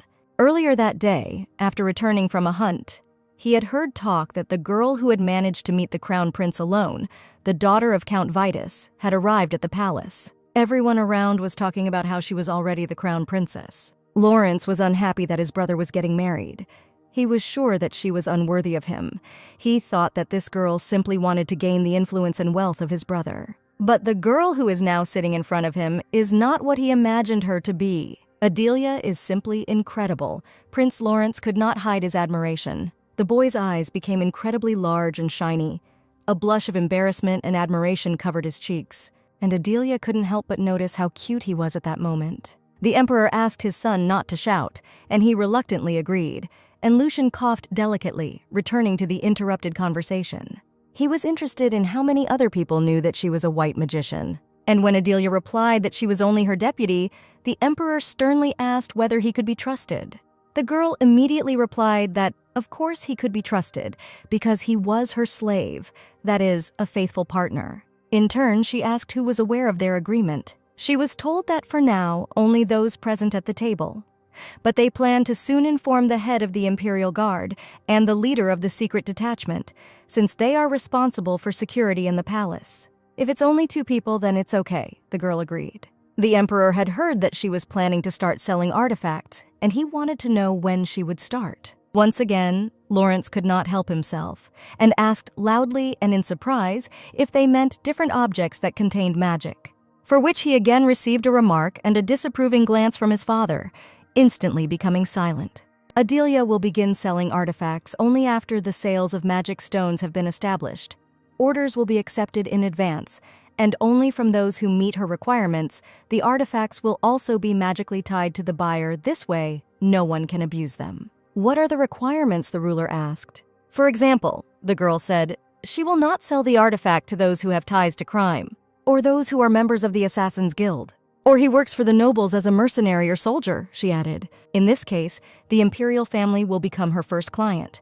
His Majesty wants her to create the best quality artifact for them and is willing to pay any price.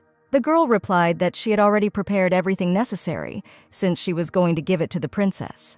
And they don't have to pay, it can be considered part of her dowry, but the emperor firmly said to just send him a check. Adelia insisted that she creates artifacts herself, and it costs her nothing, but the emperor was adamant check. The man thought that Ariana already adores her. If she also receives a gift, they will become inseparable, but he cannot allow this to happen. Okay, Your Majesty. The girl nevertheless agreed. She understood that the emperor was jealous, because he believed that this would make him and the princess even closer. Yes, the apple doesn't fall far from the tree. It's immediately clear where the prince got such character traits from, but she still won't object to the money. Besides, this will not be the only gift from her to the princess, the girl thought slyly. Dinner continued with tea drinking and conversation. The ruler said that the kingdom of Tassel is now in a state of war and asks for their help. In exchange, they offered to give them a mine that extracts magic stones. Adelia was surprised. This is a kingdom that does not like strangers. She heard that they refused the help of the allied kingdoms, even when they began to lose the war, to which the ruler noticed that the girl was well informed. And indeed, their arrogance led to the fact that the state almost completely destroyed. "I don't recommend helping them," Adelia said calmly, taking a sip of tea. "The chance of victory is slim, especially considering how much money Tassel can invest in the war compared to their opponents." "How do you know about this?" asked the Emperor. "Tassel are one of the clients of the Eileen Company lately. Their organizations have been purchasing less and less magical supplies, although they are necessary for their main weapons. What kind of victory can we talk about if they don't have enough funds to produce weapons? Adelia's company will terminate the contract with Tassel after another order. Eileen does not do business with those who are doomed to failure," the girl added, and the Emperor understood why she was at the head of the company, even if she was younger than Lucian. The fate of Eileen is entirely in Adelia's hands, and judging by the summary profitability analysis, the turnover of funds in Eileen functions in the same way as in any kingdom, but on a smaller scale. At the moment, Eileen is certainly capable of shaking the power in the small kingdom. The ruler is even glad that Adelia is on their side, and he is almost sorry that she is connected with them only by a fictitious marriage. "It's not surprising that you're the boss of Eileen," the man praised. "You probably know a lot about the organization's clients." The girl confirmed that she personally studies each contract, and remembering, happily said that they were planning to start producing new jewelry. "These will be women's jewelry with pink diamonds." After these words, each of those present became wary. "Do you think such jewelry will suit Ariana?" asked the Emperor. Of course, the girl grinned, understanding what feelings they might be experiencing right now. "The princess will look so good in them, as if they were created especially for her." Before she had time to finish speaking, each of the men wanted to immediately buy back all the jewelry that had not yet been made. "That's what we'll do," the girl laughed. The ruler noted that if Adelia had no other plans, he would like her to attend every dinner they had. The satisfied girl smiled happily. It would be an honor for her. "By the way, there will be a banquet soon." Lucian, sitting next to him, turned to Adelia. "You will need to attend it with me." The girl was very surprised by this turn of events. Of course, she was Lucian's fiancée, Lawrence added, and their engagement party had not yet taken place, so she must appear somewhere before the wedding took place. Adelia noticed that it would be full of people who hated her.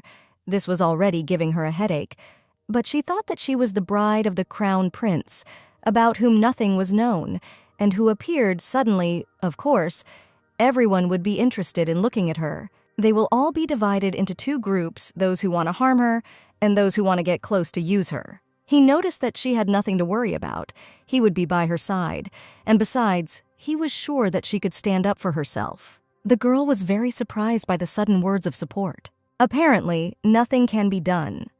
Although she wanted to appear less often in high society, this is not at all for her. "But she will have to attend the event as the prince's bride," the girl said coquettishly. Still, she is looking forward to something, her hand clenched into a fist. How they will look at the new crown princess. After a long dinner, Adelia returned to her room and immediately threw herself on the bed. The girl was very tired and felt that she wanted to sleep, but did not want to work at all. If it weren't for the company's business, she might have already gone to bed. The girl got out of bed and went to the chest of drawers, thinking that she needed to quickly finish everything and go to bed. But what she saw, or rather didn't see, made her surprised. The box, stored in the top drawer of the chest of drawers, gaped empty. The lack of an item she needed so much for her work was very discouraging. At first, Adelia thought that he was lying together, and therefore she looked through all the suitcases, all the documents, all the secluded places in the room. "I was robbed," the girl either asked or stated the fact. If she had known this would happen, she would have cast a locking spell on the box. Someone would have taken her communication stone. Raising her hands, Adelia created a small yellow ball of magic. Still, it's good that it occurred to her to use another spell that records everything that happens upon arrival at the palace. A clot of magic, formed into a ball, began to show a recording. Who would dare to steal things from the imperial estate, she wondered, considering the events of today. Here she was having tea with the crown prince. "I met my maids and ladies-in-waiting." The girls then helped her prepare for dinner with the imperial family. Adelia dwelled on what happened next in more detail, because the ball showed Lady Lily Volt rummaging through her chest of drawers. Well, of course she thought it was Lily. Lady Volt is that daring thief. Turning around, Adelia slowly walked towards the window. Having opened it, the girl remembered that she had forgotten to do something. Returning to the bed, she cast a small spell just in case. On the bed, it took the shape of a sleeping body, and the girl thought that no one except the swordsman would understand that it was a fake. Loudly, so that the guards outside the door could hear, Adelia announced that she wanted to rest and asked not to let anyone in until she called. "I obey," the guards answered.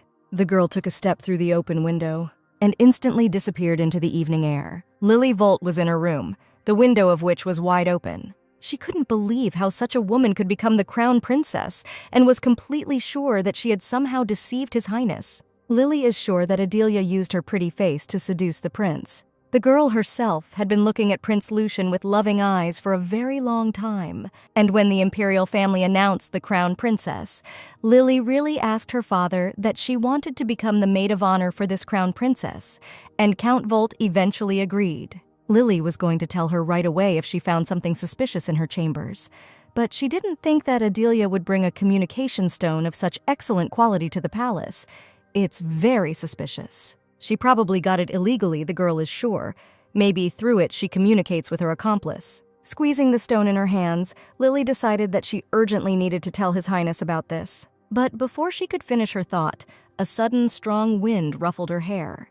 In the shining moonlight, Adelia Vita stood in the dark opening of the window of the maid's room. "What are you going to tell His Highness?" she asked Lily, thereby frightening her. It seemed that the girl was not angry at all and just wanted to hear the answer to her question. But the maid, out of fear, dropped the stone of communication from her hands and it fell to the floor. Stammering, Lily asked how the lady ended up here, to which Adelia replied that she came through the window. It turns out that a thief had broken into the palace, so she came to catch him and return her things. Saying all this, the girl used magic to pick up the stolen stone.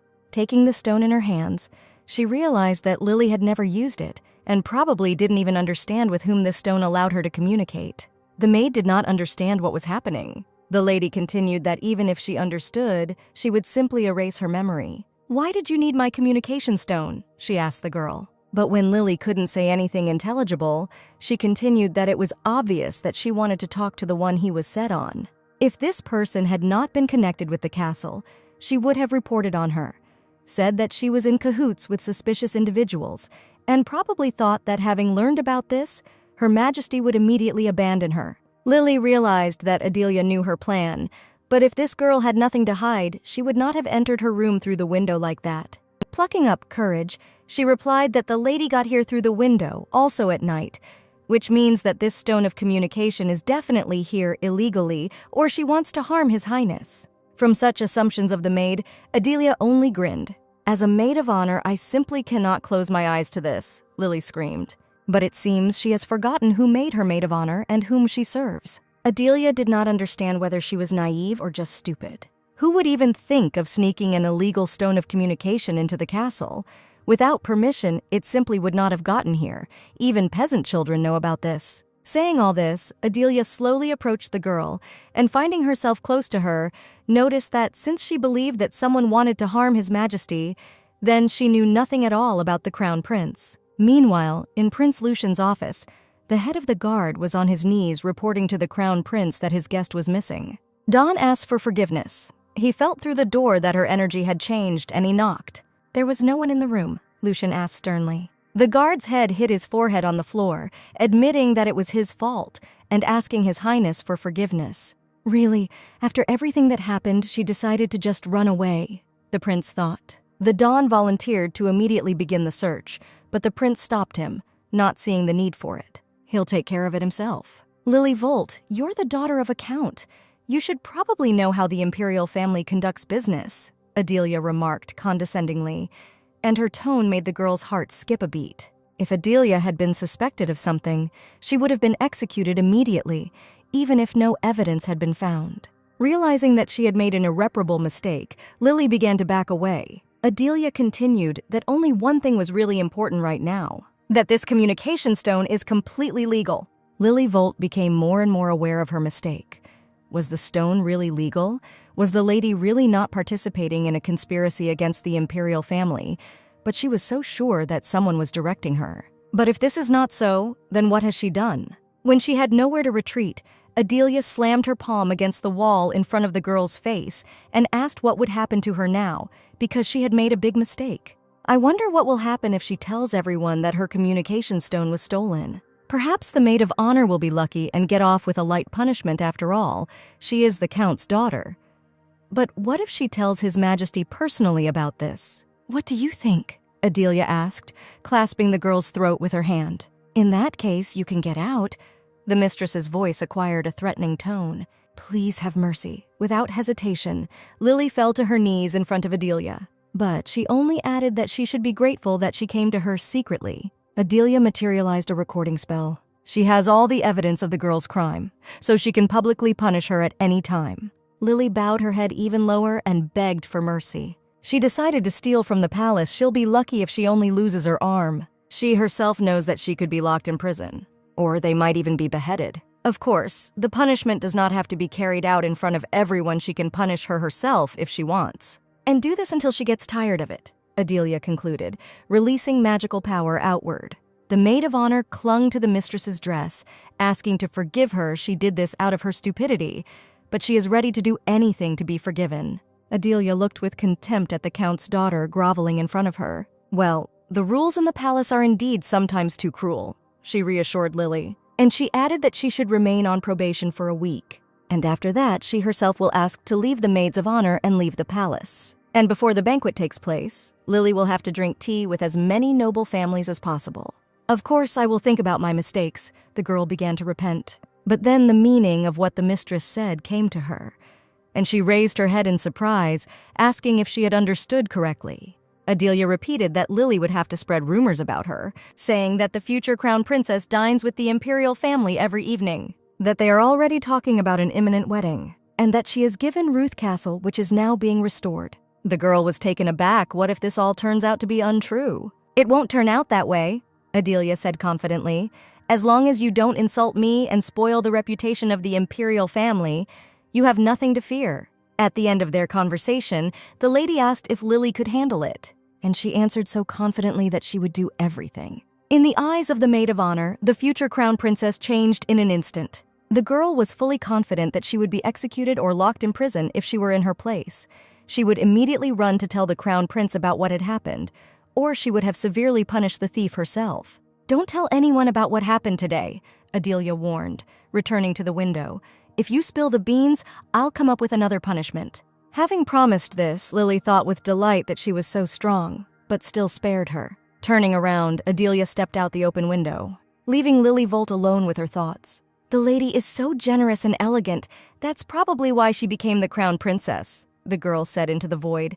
Lady Adelia is simply amazing. At this time, Adelia, moving with the help of magic to her window, felt a chill run down her back. She noticed the full moon hanging low in the sky without a single cloud. It took longer than she expected. It's time for her to return. A few moments later, she approached the window of her room. Stepping onto the windowsill, she exhaled with relief. It seemed that no one noticed her absence. Realizing this, the girl with a calm soul was about to enter the room. At that moment, someone sharply pulled back the curtain from the side of the room. It was Crown Prince Lucian. Out of surprise, Adelia stumbled and began to fall back. But she was intercepted by a strong male hand, which prevented her from falling and being crushed into a cake. Then the girl was pulled closer to the man by this same hand. He scared me, thought Adelia, noticing out of the corner of her eye that her room was quite high from the ground. Involuntarily, the girl's hand, which she automatically placed on the prince's chest, felt something hard. Lucian noticed this too. Without realizing what she was doing, Adelia continued to feel the prince's hard chest in admiration. But soon the realization of what she was doing came to her, and the girl in a hurry pulled her hands away, which again almost fell out of the window. And again she was grabbed by strong male hands. This time the man hugged the girl closer to himself in order to avoid repeated attempts to commit suicide. "Where have you been?" came the question. A few minutes earlier, Lucian and the head of the guard came to the room of the missing guest, and they immediately noticed the window that was wide open. Lucian was again surprised that the girl decided to run away, and Don was still eager to go in search of her, promising not to attract attention. But His Highness reiterated that there was no need for this. Even though there was a protective spell cast on the palace, Adelia could still use magic, and she can easily disappear if she wants. Don was surprised because they signed a contract, to which Lucian replied that next year, when they amend it, he will add a new clause to the terms. The contract does not discuss the possibility of her escaping, which means that if Adelia disappears for a while and returns only to renew the contract, this will not be grounds for its termination. She herself wanted to become the crown princess and even asked for it, so Lucian did not expect that she would decide to run away, and thereby made a mistake. The prince released the head of the guards, saying that he could be free. Left alone in the room, the man headed towards the bed. He threw back the blanket. And immediately I felt a flow of white magic. Adelia is meticulous even when there is no need for it, he thought with a smile. But then a barely audible sound was heard from the window. This seemed suspicious to the prince, and he decided to check what was the source of the noise. Apparently, she hadn't escaped, Lucian decided, pulling back the heavy curtain. But as soon as he jerked his hand sharply, he heard a muffled scream. The frightened girl, taken by surprise, fell from the window. Without hesitation, the man extended his hand to her, and he managed to grab the girl by the waist, preventing her from falling. Then he picked him up, hugging him to himself. At this moment, the man and woman were closer than ever to each other. They looked fascinated into each other's eyes, caught off guard by the awkward situation. "What's so hard? It looks like armor," the girl asked, feeling his chest without a second thought. Gradually it dawned on her, but Lucian could not say a word due to the unusual nature of the situation. Frightened by her actions, Adelia let go of her hands and almost fell again. But she was caught again by Lucian. This time, the prince hugged the girl closer to him so that she would definitely not go anywhere. "Where have you been?" he asked directly. Adelia did not know what to answer. Not a single thought came to her mind. And the prince just stood and waited for her answer. He is too close, the girl noticed. His face prevents her from thinking. Then she put her hands forward, thereby asking the man to move away from her. But it had no effect, as if she was trying to push a stone wall away from her. On the contrary, grabbing the girl by the hands, the prince asked why she was pushing him away. Maybe she wanted to run away again as soon as he let her go. The girl tried to be indignant that he addressed her on a first-name basis, but the man did not seem to hear her and insisted that although the contract did not stipulate such a case, he still would not allow her to escape. Adelia wanted him to let go of her hands, but Lucian was not going to let her go, at least not while the contract was still in force. "That's not the point," the girl noted, blushing. "You're just too close." Realizing what she meant, the prince smiled. "You seem to like the way I look," he remarked, and Adelia thought that this was a huge problem. Still, Lucian let go of the girl and sat down on the sofa, while Adelia nervously paced near the window. Making fun of her turned out to be more fun than the man thought, and he asked if she had cooled down, to which the girl replied that everything was fine. It was already late, but at the same time they asked each other questions. She was interested in what he was doing here, and he was interested in where she had been. And each of them wanted to be the first to hear the answer to their question, not wanting to give in to the other. In the end, the girl gave up and replied that she had just gone away for a minute to return the missing item. "Return it?" Lucian asked with a metallic note in his voice. "Something was stolen from you." "Yes," the girl answered, showing the stone of communication. "But now that what was stolen is already with her, everything is in order." This stone belongs to her company, however. It is not for sale. She uses it in her work. The prince was interested in who stole it. If she named the name, he would immediately punish the thief. Remembering Lily, Adelia replied that there was no need. She ordered the thief to leave the palace as soon as possible, and also assigned a small task. But His Majesty could not calm down. Someone dared to steal the thing of a member of the imperial family. For such a crime, her punishment was not serious enough. Adelia thoughtfully said that the imperial family already holds all power in its hands. It is not necessary to punish so harshly for misdeeds every time. Sometimes it is necessary to show mercy. To be honest, this is partly her fault too. Lucian crossed his arms over his chest, not understanding what she meant by this. This stone of communication turned out to be defective. So it is not for sale. Artifacts of white magic sometimes fascinate people. And this stone of communication has a special energy, and it was created with the help of white magic. And this is the energy that enhances human desires. Adelia is sure that the stone fueled the lady's desire to get rid of her, which is why she stole it. If it were an ordinary communication stone, the girl doubted that anyone would want to steal it. But Lucian had never heard of such a thing and asked to look at the subject of the conversation. "Not many people know enough about white magic, so this is quite natural," Adelia added, handing the stone to the prince. Feeling the stone in his palm, Lucian did not feel any other manifestations of it. But at that moment the stone came to life. surprising both the girl and the man holding it, and a joyful voice was heard from it. "Finally, boss." In the blink of an eye, Adelia grabbed the stone from the prince's hands and squeezed it tightly. The stone of communication could not withstand the applied forces and crumbled into pieces. Why did he manage to contact me right now? The girl was mentally indignant, cursing her assistant. And she remembered that she was not alone in the room. Lucian watched her reaction and just as calmly asked who it was, but the prince's posture could say a lot about him. Adelia Vita was at a loss, not knowing what to say in her defense. She tried to think of something, but not a single sensible thought came to the girl's head. "Do you have a lover?" Lucian asked, still outwardly calm, causing the girl to be indignant at this assumption. Apparently, that's why, when they drew up the contract, Adelia said that she was not against the prince having a mistress, which means she herself wanted to take advantage of this privilege. The girl was seriously angry. She didn't want to use any privilege, and the prince misunderstood everything. But for Colin to be her lover, never, but she would rather die in splendid isolation. Having calmed down, she explained that it was her deputy Colin.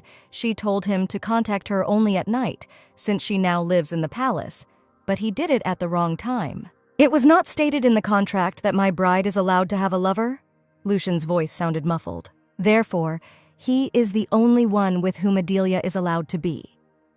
At these words, spoken in a changed voice, the girl looked into the prince's eyes and blushed slightly. The prince misunderstood everything, so he was slightly annoyed by the situation, and this, by the way, is double standards. In the capital, rumors about Adelia Vita spread quickly. The woman who was chosen by the crown prince himself among countless other noblewomen. Everyone wanted to know more about her, but Count Vita stubbornly remained silent. Since Adelia Vita never attended social events and also did not make acquaintances, no one knew anything about her. But suddenly, out of nowhere, Lily Volt, a former maid of honor who worked in the crown prince's palace, appeared and began praising the future crown princess, telling everyone that she had never met such a kind and generous person as Lady Adelia. The ladies gathered at the tea party heard only the opposite rumors, that this girl was terribly evil and that she beat the maids when she lived on the count's estate, so they were very surprised by the new information.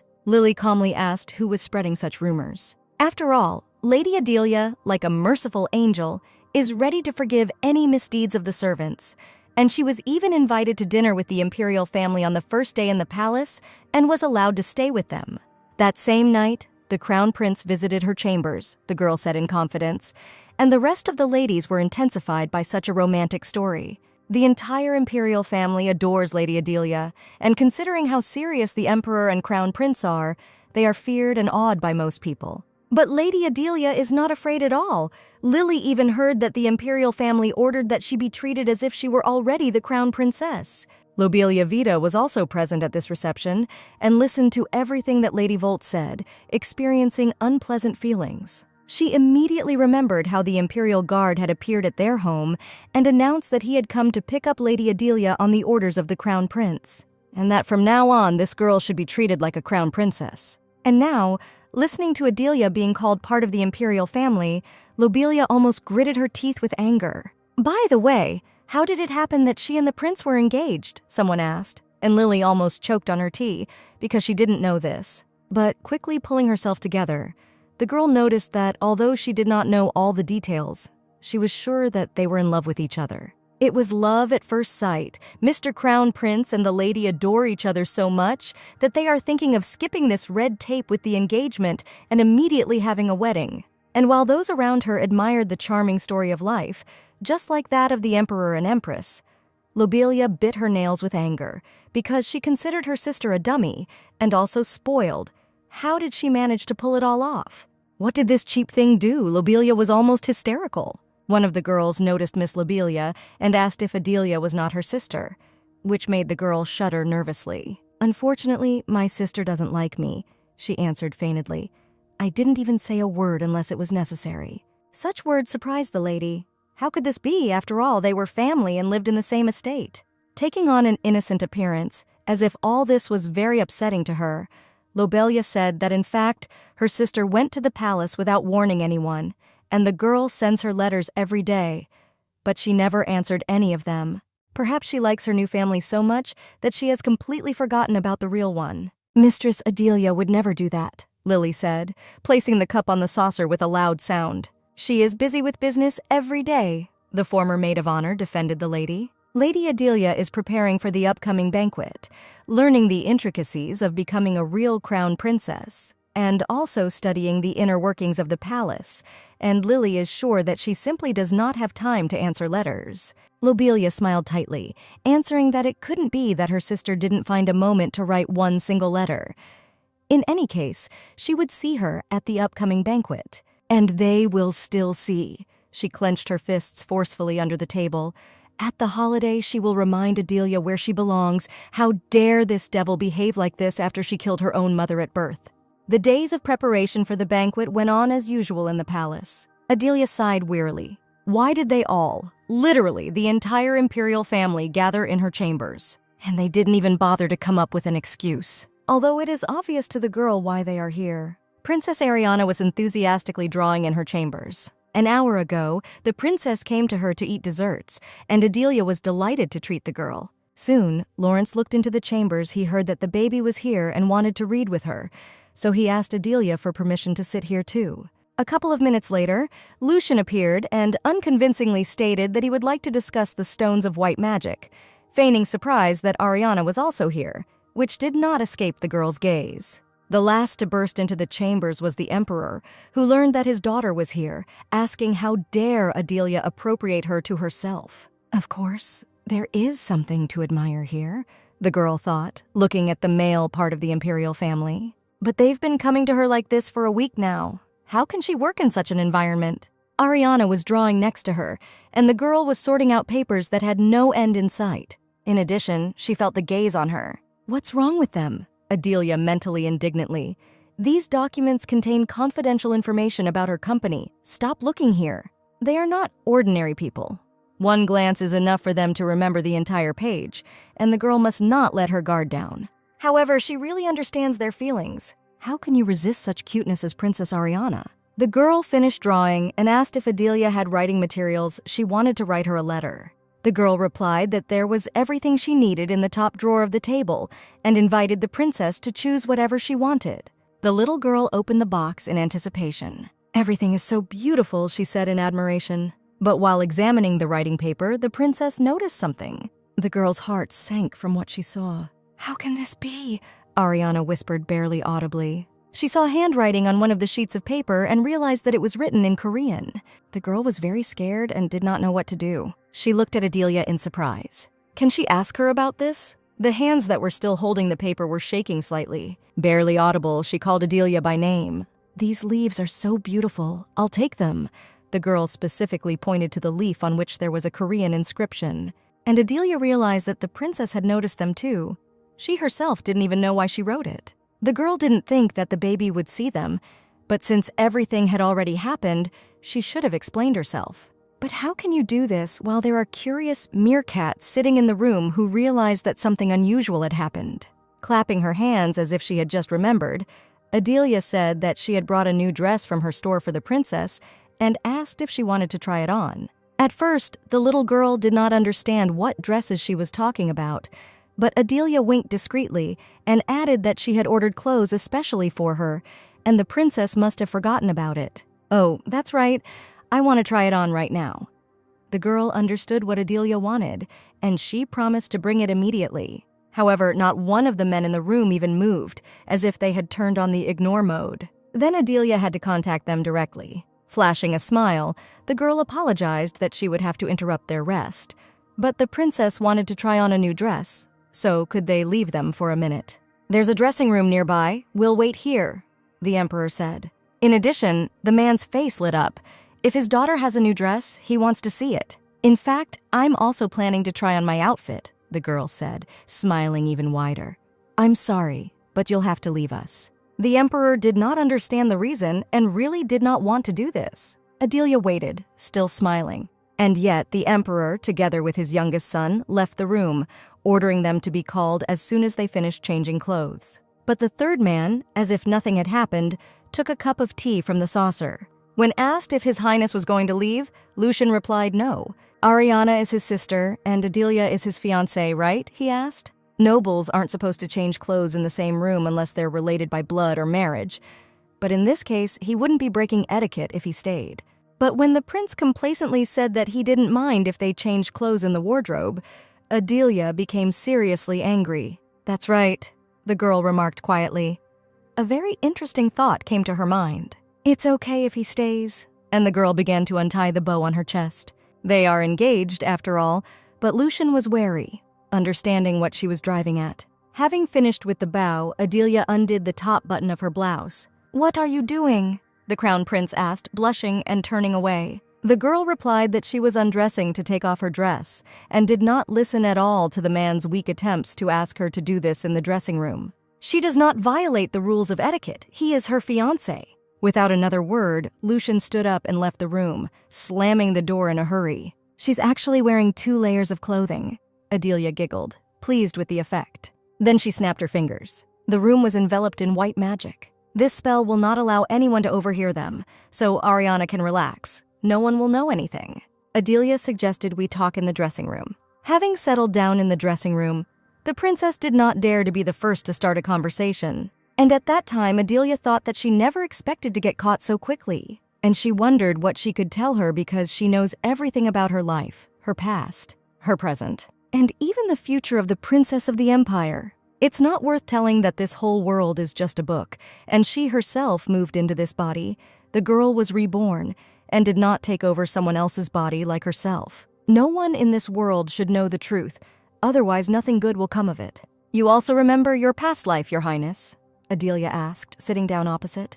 And she clarified that she meant a past life in which she knew Korean, and the princess at that time shuddered in surprise. A few years ago, Adelia suddenly remembered the events of her past life, but now she was interested in when it happened to the princess. Ariana remembered everything from birth. She died very early, which must be why she remembered everything her death in that world and how she was reborn in this. The first thing she saw when she opened her eyes here was the emperor and her brothers looking at her.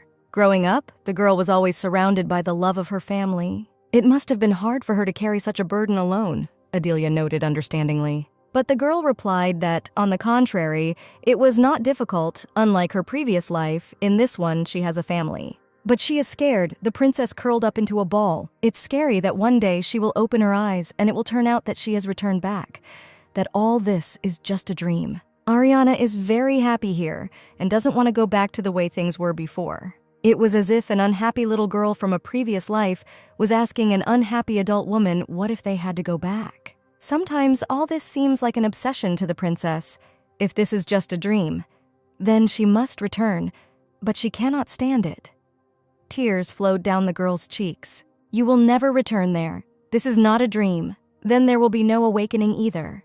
Adelia spoke confidently, trying to convey this confidence to the princess. No matter how many times Ariana opens her eyes, she will always be here, along with all of them. Saying this, Adelia took a few steps towards the girl, and squatting in front of her, reminded her that she was a white magician and had a lot of knowledge. Ariana Dekruk will live happily for a very, very long time. "Please, believe me," Adelia said, looking into the girl's eyes, "because I will try to make it that way." Tears flowed more strongly from the princess's eyes, but now the little girl was experiencing completely different feelings than at the beginning of their conversation. "That's right. What a relief," Ariana said when her emotions subsided a little. Adelia asked if she really never wanted to return to that place, and the girl replied that she sometimes thinks about it, but she never wants to return. "Well, great," the girl beamed, "because the princess will continue to live here. The future of this place in the book is determined, so she will always live happily. Just like the original." Ariana wondered if there were other people who knew about their past life like they did. "Probably not," the girl thought.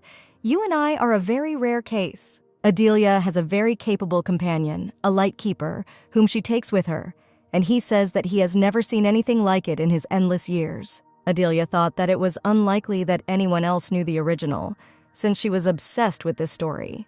But she can't claim that they don't exist, because she's the one who changed the original. Well, the likelihood that they exist is very small. Except for Adelia Vita, almost nothing has changed.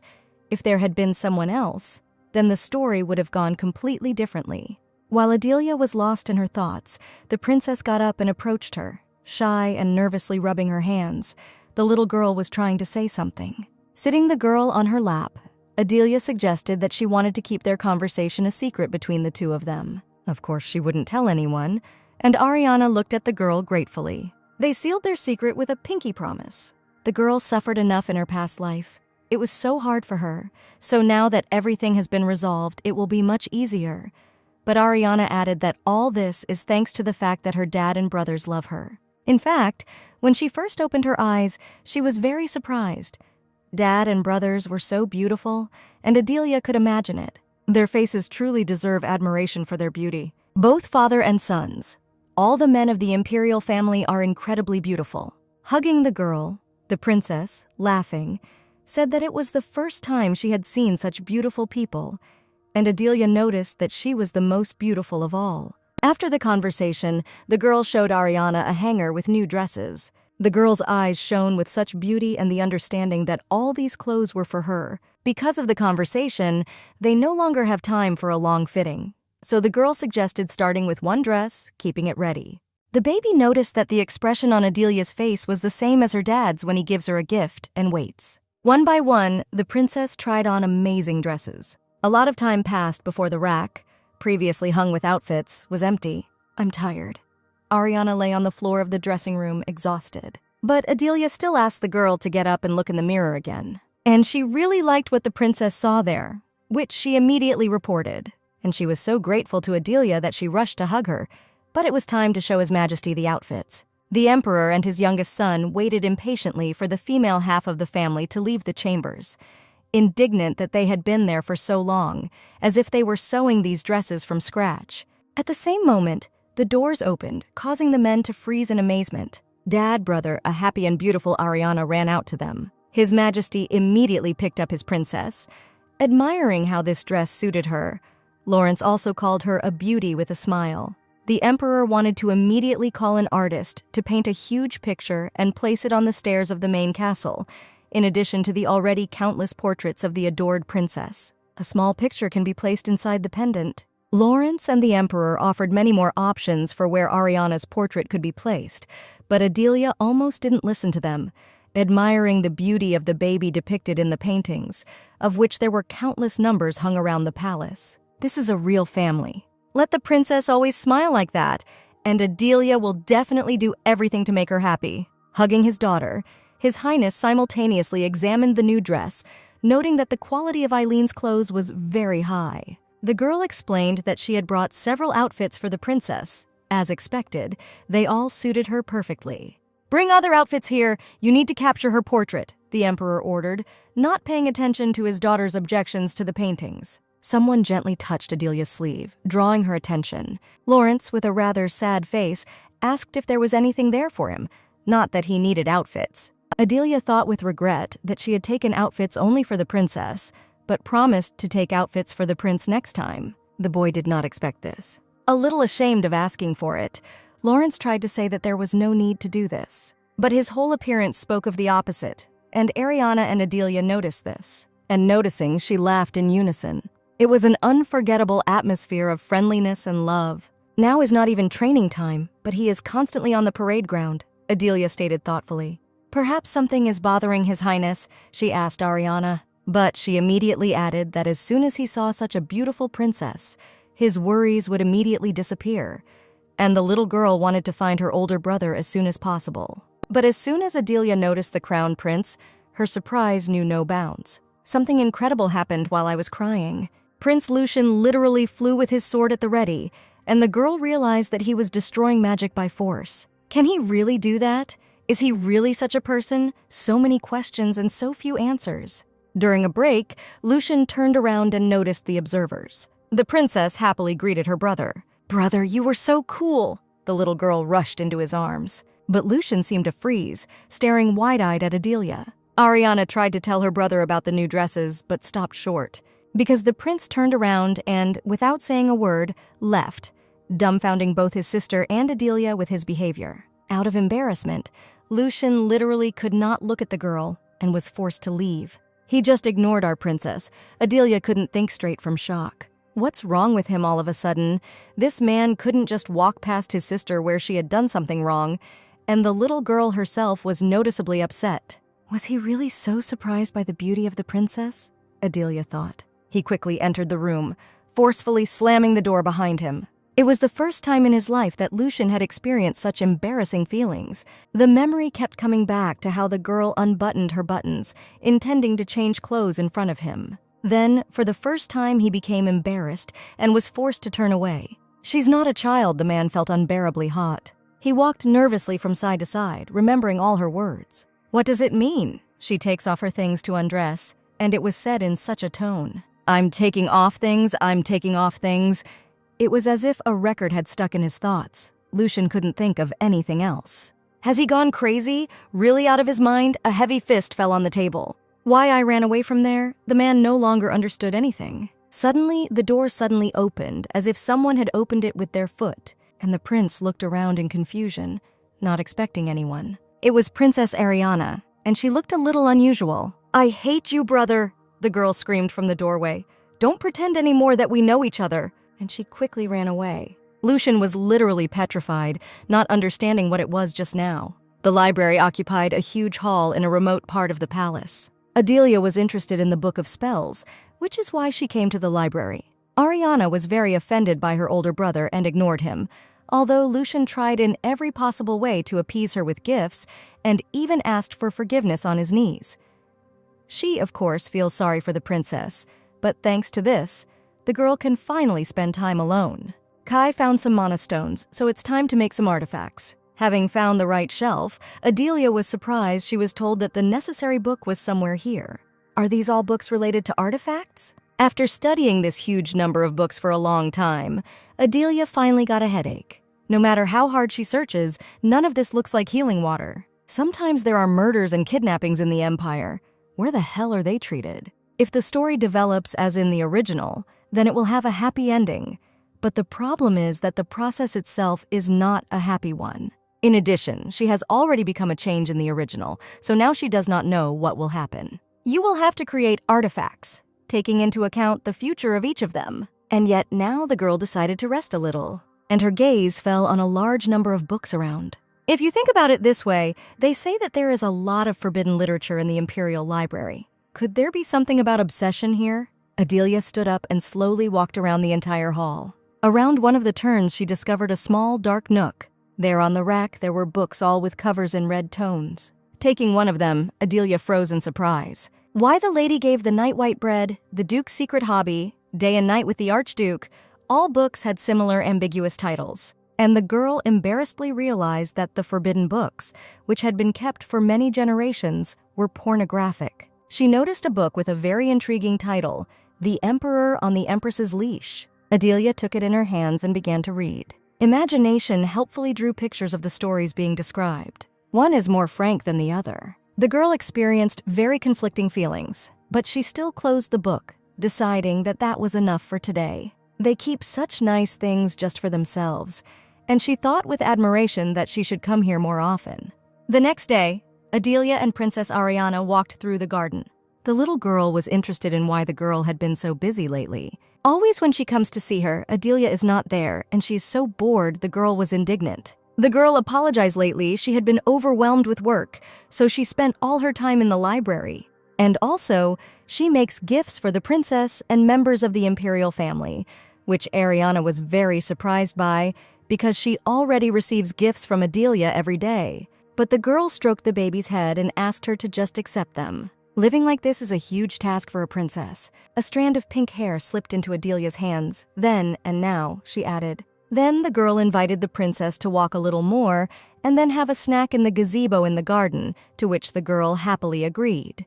There was tea and a variety of desserts to go with it on the table. A bun with cream, Ariana noted with delight, taking the same bun with both hands. But Adelia corrected that this was not just a bun with cream and asked to break it in half, which the princess did, finding chocolate cream inside.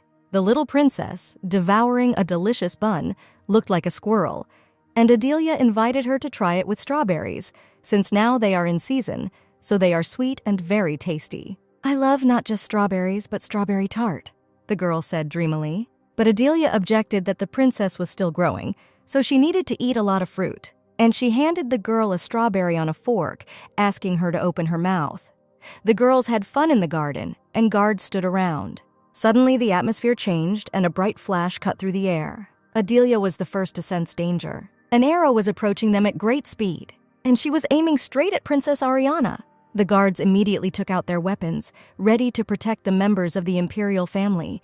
But what could they do against the arrows flying from nowhere? Adelia raised her hands, but remembered with horror that she could not show white magic here. But she must protect the princess, even with ordinary mana. All this took a split second. Adelia rushed to the princess, covering her with her body and creating a protective barrier of mana. But the defense formed too slowly, and one arrow reached its target. The girl felt a burning pain in her back, where the arrow had pierced her body and began to fall. As he fell, he pushed Ariana and she hit the ground painfully, but fortunately, she was not injured anymore. But the girl herself fell on her side, losing her balance from pain, and a huge arrow was sticking out of her back. "Sister!" Ariana called to the girl, stunned, trying to get up. "No, not yet," thought Adelia. "If I get caught behind white magic, then all my plans will turn into foam." The girl was in hellish pain, but she could not do anything about it and only listened to the princess calling her. But there was something else, a feeling like poison in the body. The moment when she loses her mind, as if she is going to die. "No, you can't die." Ariana was next to Adelia, forcing her to open her eyes. The baby didn't understand what happened and who was to blame, and the girl just tried to calm her down, saying that everything was fine. The princess, with tears in her eyes, asked why Adelia had substituted herself for her, but then the guards arrived with help. In an intermittent voice, the girl asked the princess to go into the room, since it could still be dangerous here. But the baby didn't want to. She was too worried about her and wanted to stay close.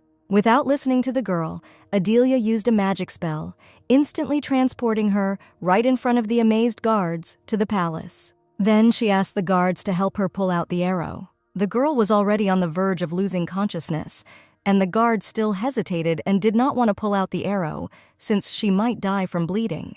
Adelia began to get angry because these idiots did not want to obey. "Damn it, she can't die like this!" "Adelia!" came a heart-rending male cry. Lucian ran towards them as fast as he could.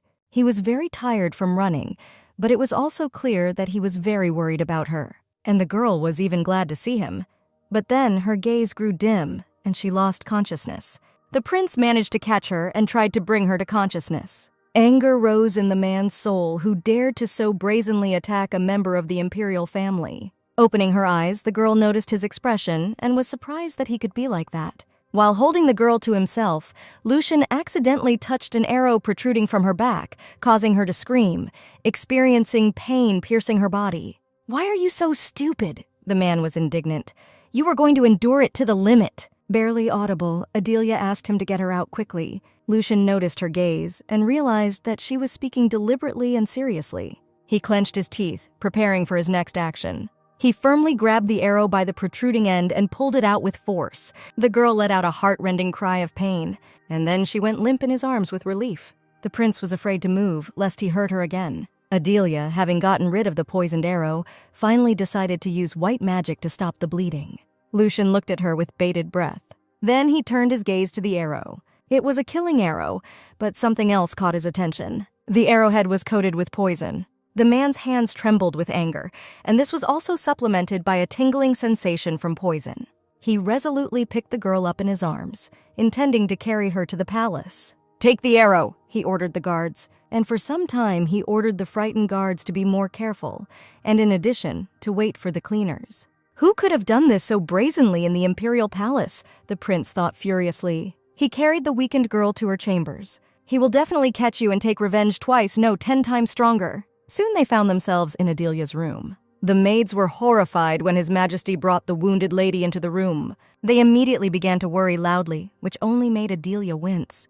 The crown prince noticed that they were making too much noise and ordered them to immediately call the imperial family and leave themselves. Adelia opened her eyes wide and looked at Lucian. The man noticed this and immediately rushed towards her. He was interested in whether she was okay, and the girl, in turn, asked if everyone had left. And having received the answer that yes, and there was still a little time before all the members of the imperial family arrived, she immediately crossed her arms over her chest, allowing white magic to envelop her body. Her wounds and scratches were healing right before her eyes. "Thanks to you, Your Highness, I survived." The girl turned to the prince. This time it was really dangerous. Just a little more and she would have died. "Well, even the scars won't remain, but that doesn't matter. A couple of new scars won't make any difference anyway." "Are you really crazy?" She heard the question and turned around in surprise. Excitedly covering his face with his hands, Lucian was indignant that she had come to this because she was hiding her white magic. It didn't fit into his head that just because of something like this she almost died. He didn't listen to what the girl was trying to explain to him. Looking up, Lucian said with excitement, even shouted, that she really could have died. Adelia froze in amazement, not expecting such an emotional reaction from the prince. He immediately apologized for yelling at her. He didn't mean to get angry and just thanked her for saving Ariana. It was good that she was there too, but the man wanted to know if she herself was okay. She is a white magician and very strong, but still, she is also an ordinary person. And while he was saying all this, the girl noticed how his hands were shaking. Prince Lucian was actually very worried. "Your Highness," the girl said quietly, "I did what everyone would do. Adults must protect children. That's why they're adults and children. Children behave like children and adults behave like adults." Lucian was shocked by her words. Adelia noticed that she was a white magician. But not that strong, in fact. If she had not hidden her white magic, she would not have been able to do anything. But Lucian did not let her finish, and the girl was surprised at his tone. "Not everyone can risk their lives to protect others," the prince said. A little earlier, Adelia and Ariana had just come to the gazebo to drink tea and eat desserts. Lucian watched their interaction from the palace window with a smile, and his eyes filled with horror when he saw what happened there later. He forever remembered how Adelia covered his little sister. And as they fell to the ground together, Ariana was outwardly fine, but Adelia was wounded by an arrow in the back. It is impossible to describe all the horror that he experienced at that moment. "Not everyone can do that," said the prince, and knelt down in front of the girl's bed. "What a relief that she is a white sorceress and is safe," he continued, surprising Adelia more and more with his actions and words. It was the first time he felt so powerless because she was a white magician. Some time has passed. Exhausted, the girl soon fell asleep. Lucian approached her bed and wanted to touch her, but the cocoon of white magic around her prevented him from doing so. Is she really shrouded in white magic even in this state? The man wondered. This is the unconscious inner instinct of the white sorceress, he wondered. Or her own will. "No one will harm you here," he said barely audibly. The door to the room opened and Lucian turned around. Ariana, Lawrence, and the Emperor ran into the room worriedly. Lucian immediately asked them to be quiet, and they all left the room. But the girl was very worried about Adelia, and crying asked how she was. Lawrence was also very worried about the girl, so Lucian again repeated that she had only recently fallen asleep, asking the children to be quiet. Lawrence agreed ashamedly, and the little girl hesitantly touched her older brother's shirt. Tears flowed down her cheeks. Adelia saved her, and now she was in this state because of her. But the brother, hugging her, assured that it was not because of her. The little girl didn't think so. She was sure that she was to blame. After all, it was she who suggested going outside. If only it weren't for her, Adelia wouldn't have had to stand up for her, and this wouldn't have happened to her. "Ariana," Lucian said clearly, sitting down opposite the girl, "it was Adelia's choice. She values you, therefore, not wanting you to get hurt. She substituted herself for you." The rest of those present also understood this. "Do you think she wanted you to feel such remorse?" Lucian asked, making the girl think. And he added that by blaming herself like this, she denies Adelia's choice, and when she wakes up, she will be able to thank her. Lucian was right, and she should thank her rather than apologize, the Emperor agreed. He took his daughter in his arms and suggested that she wash and change clothes first, so Adelia would also be happy. "Dad!" the girl cried, clinging to her father. The man stroked the girl on the back, comforting her. And at the same time, he thought that he would have to deal with a lot. If not for Adelia, his daughter would be lying there now. No, his daughter is too fragile. She probably wouldn't be able to survive. Even thoughts about this made the Emperor convinced that he would kill everyone for her, and something incomprehensible, but very frightening, formed around the man. Lucian noticed this and asked his father to calm down, because there was a sick person in the room, but he did not have time to finish. Suddenly, an incomprehensible sound was heard from that very room. Everyone else heard him too, and stared at the door in horror. The Emperor instantly handed Ariana into Lawrence's hands and ordered her to be taken to the room. The boy immediately rushed to carry out the order, realizing that something terrible was happening. "Nox, sword," the ruler said, addressing his knight, and immediately received it. Lucian also took his sword out of its sheath and held it at the ready. The Emperor and Crown Prince resolutely walked towards the room where the sound came from. The door opened barely audible. An unfamiliar man stood by Adelia's bed, and his hands were feeling the girl's body. From this sight, Lucian was overcome with great anger, and his hands, which were already tightly gripping the sword, trembled violently. The blonde young man put one hand on the girl's forehead and the other on her chest, clearly thinking about something. He didn't even pay attention to the people who entered, silently continuing to do what he was doing. Why? The stranger was indignant. How dare ordinary people brazenly stand in front of me? He noted the identical black hair and red eyes of the people who entered, and I realized that these were probably the descendants of that same Dekrak. The man only smiled slightly at his thoughts. "Who are you? How did you come here?" the Emperor asked menacingly. The stranger repeated his question measuredly, intending to answer, but Prince Lucian interrupted him. Pointing the sword in his direction, the prince demanded the stranger to move away from the girl. Well, of course, the stranger noticed, behavior typical of the descendants of the Dekrak family. How dare they threaten him? "Don't you know who I am?" The man's face took on a threatening grin. The Emperor felt a familiar energy emanating from him. Could it be a white magician? Lucian felt it too, but couldn't believe it. He had never heard of the two white magicians. Who then was the girl sleeping on the bed? Adelia could hardly open her eyes from the noise. "Kai," she called, also feeling the energy of white magic. "How noisy you are." The stranger immediately leaned towards the girl, calling her mistress and asking what happened to her, to which Adelia asked why he looked like that, and he was not her Kai. The young man closed his eyes, transforming with the help of magic. And a moment later, a large white wolf stood in the room, and the girl smiled joyfully.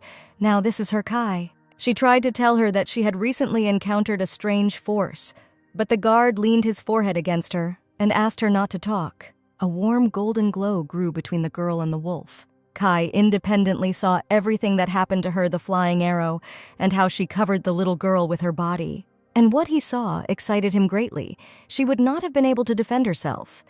It would have been nice if Adelia had not remained in history as a sorceress who died early. Such tenderness of his bride with a stranger, even if he was a wolf, greatly alarmed Lucian.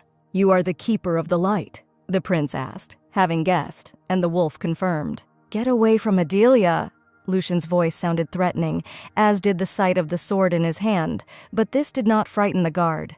The Emperor asked his son to stop. His gaze was focused on the uninvited guest. He did not think that he would ever see the keeper of the light in his life. Finally, everyone calmed down and dispersed around the room. The Emperor and his son sat down on the sofa, but the guard lay down on the bed at the girl's feet, like a faithful dog. Lucian was still unhappy with the situation. Kai looked at the crown prince defiantly. Finally, the prince said that he heard that after signing the contract with Adelia, he went on a trip, so he was very busy, to which the wolf proudly confirmed that it was so. But if the mistress calls, he will rush in at any time. Now her white magic is weak, so she called him instinctively. And he saw the mistress's recent memories. The guard's voice became serious. An arrow enchanted with magic was aimed at the heart, but the mistress broke it before it went through. Anyone who is shot with such an arrow will certainly die. If it weren't for white magic, Adelia would already be dead. And the heirs of the Dekrak blood were unable to protect my person, and she ended up in this state. The guard's voice changed. Metallic notes appeared in it. The Emperor said that they owed her a huge debt for the rest of their days. Kai noted that such a debt could not be repaid in a lifetime, and Lucian only humbly lowered his head, agreeing with this. The prince was very worried about Adelia. At this time, hurried small steps were heard along the corridor. And Kai, hearing them, turned to the door, ready, if anything happened, to protect the mistress. The Emperor tried to say something, but then the doors to the room swung open noisily, and a heartbreaking cry was heard from a little girl calling her sister. Lawrence, who arrived a couple of seconds after Ariana, tried to stop her, indignant that she was so small but so fast. "Who are you and what's wrong with our sister?" the princess asked belligerently, clutching a twig in her hands like a sword. But then she saw who this stranger was, and her mouth opened in surprise. Because in Adelia's room, there was a large white wolf with a golden glow. "Wolf?"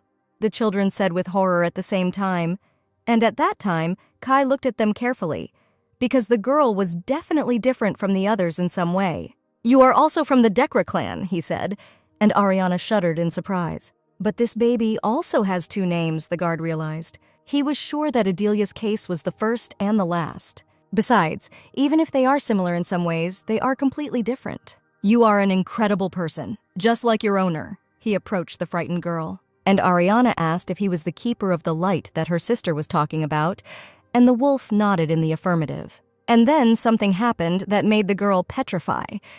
The wolf licked her and said that she smelled sweet, not like the others. Lawrence was literally horrified, and the Emperor was seriously worried about his daughter. "You can't eat Ariana." The brother immediately hugged the girl to himself. But a strong male hand was already hurrying towards them. Emperor Dekrak picked up his daughter in his arms and stood right in front of the guard, protecting his children. "Baby, this is disgusting," he reassured the girl, stroking her head and removing the wolf's drool from her pink hair, which made the wolf indignant, because this is a holy liquid that can heal any wounds. And only Lucian sighed tiredly, watching the unfolding scene without getting up from the sofa. His gaze involuntarily fell towards the girl lying on the bed. He mentally asked the girl to wake up quickly. Everyone was waiting for her to wake up. As if hearing him, the girl slowly opened her eyes. How much time has passed? Adelia thought, getting up in bed. And then Ariana rushed into her arms. Through her crying, the girl asked her for forgiveness, but Adelia did not understand why she was doing this. Behind her, both Lawrence and the Emperor asked if the girl was okay. Adelia responded in surprise that she was completely fine. And even Prince Lucian was interested in her condition. He looked very worried and a little guilty. This surprised the girl very much, but at the same time she remembered something. She remembered their conversation before she fell asleep, how Lucian worried about her, the look on his face when he realized that she had almost died. "Yes, thanks to your highness, I'm fine," the girl replied, smiling. From such a smile from his bride, the prince blossomed. "I'm here too, mistress."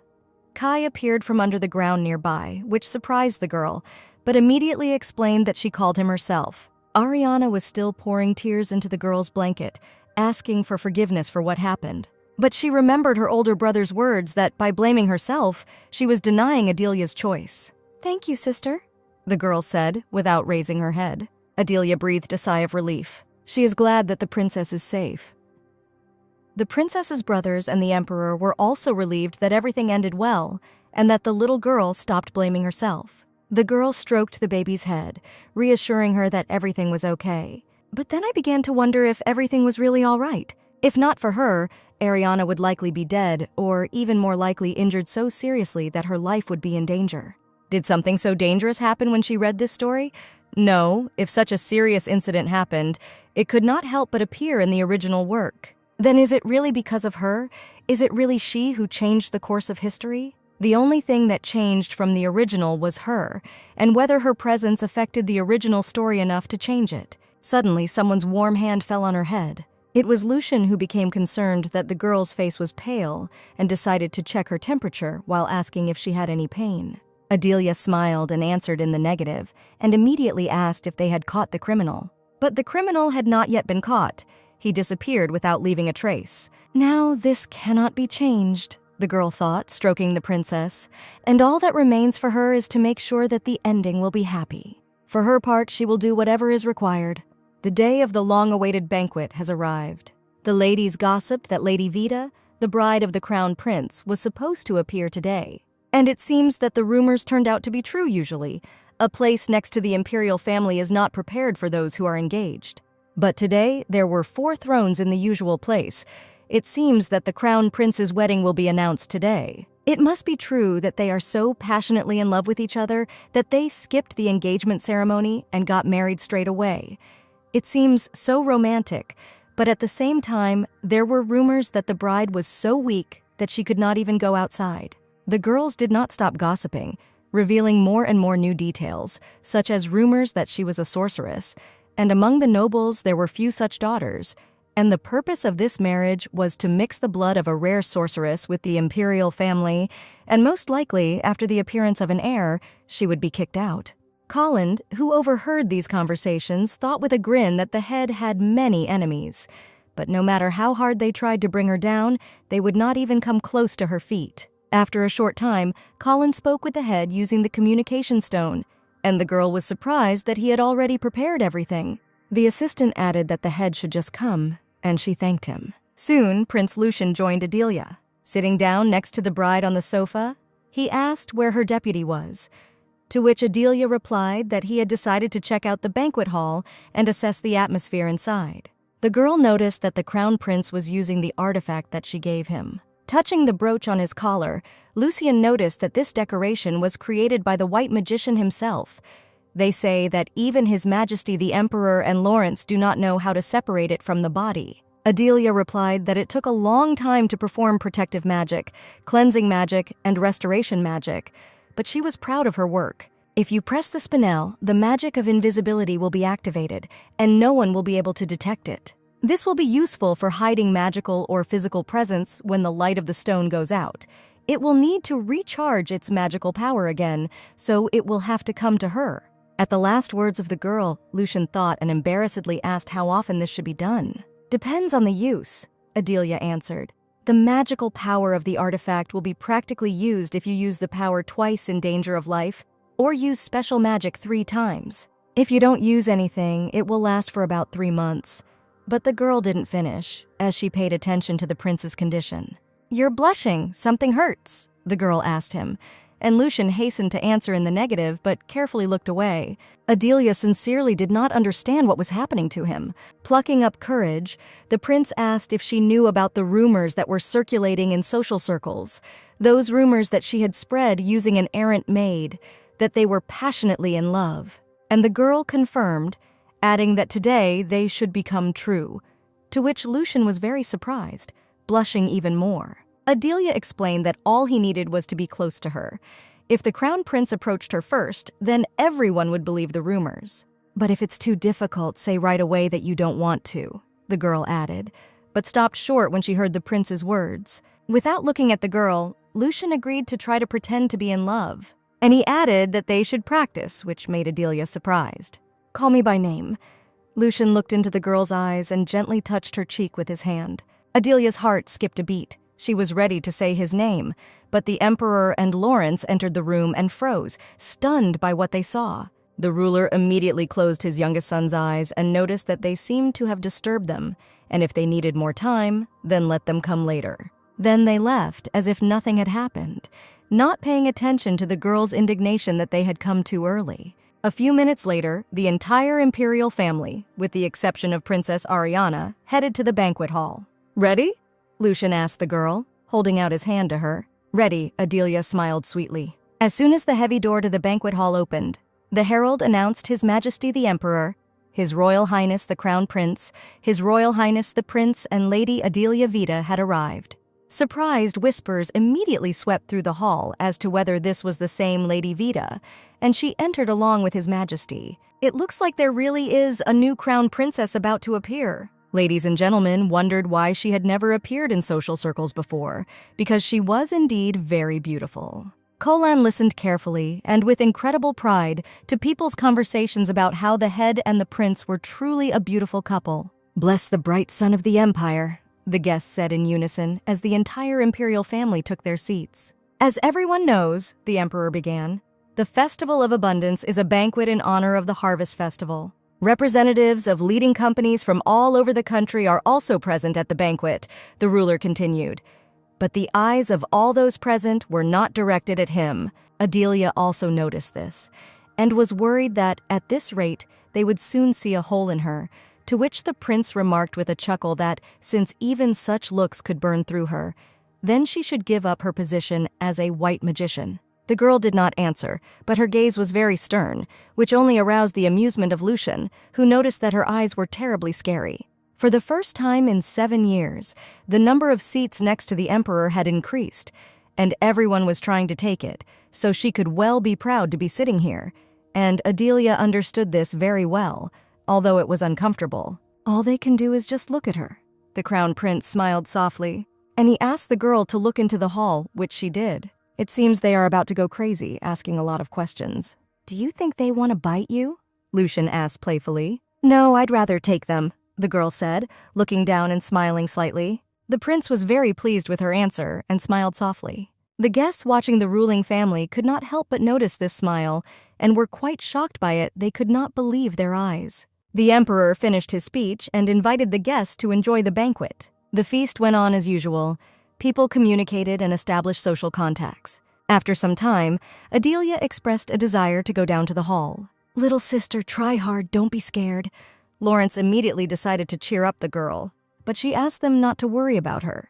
Everything would be fine. Adelia was about to leave, but Lucian touched her hand with his hand, asking her to stay. The girl shuddered in surprise, but obediently stopped, asking His Highness what had happened. "Lucian," said the prince, gallantly kissing the back of the girl's hand, "you must call me by name." Adelia was embarrassed by his unexpected action, and the man was very pleased with the girl's reaction. "Lucian," the girl said, embarrassed. "Have fun and come back, Adelia," the prince said, running his fingers over the girl's palm, releasing her.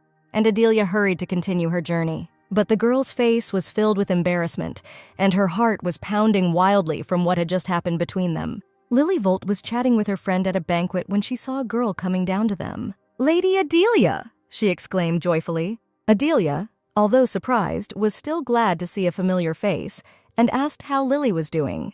And when the girl replied that she worked a lot, as the lady said, Adelia noted with a smile that the rumors had even reached the imperial palace. And she praised Lily, which made her blush a little. Then another girl approached them, greeting Adelia. So one by one, many ladies wanted to meet the crown prince's bride and introduce themselves. But soon several more girls headed towards them, and Adelia was quite surprised. It was a beautiful girl with purple hair, accompanied by two other girls. "Nice to meet you, Lady Vida," the girl said. And although she smiled friendly, Adelia was wary of her appearance. She returned Princess Oder's greeting, and she remarked that she was honored to know her. And Adelia wondered how anyone could not know Duke Oder's only princess. The girl behind her new friend also greeted Adelia, and when Adelia replied that she was pleased to meet all of them, she added that, having seen her, she was newly impressed. After all, she thought that Miss Lobelia Vida was the only daughter of Count Vida's family, and her tone changed from friendly to hostile. The surrounding ladies also said that they had never seen Adelia in this hall. It must be because Miss Lobelia is so outstanding. Adelia herself already understood perfectly well what was happening here, especially after she said that Miss Lobelia was beautiful and second in fame after Princess Odora. Smiling widely, the girl replied that she remained on the estate because she was in poor health. What she really regrets is that if she had recovered earlier, she would have been able to meet Lucian earlier, and the girls were horrified that she dared to call the prince simply by his name. Princess Odora said through gritted teeth that Lady Vida was also a noble woman, since she could be so ignorant. "Oh, I made a mistake because I'm used to calling him by name," Adelia said, feigningly, blushing with embarrassment. But, despite his status, His Majesty allowed calling each other by name, and he himself calls her Adele. The ladies literally burst with anger.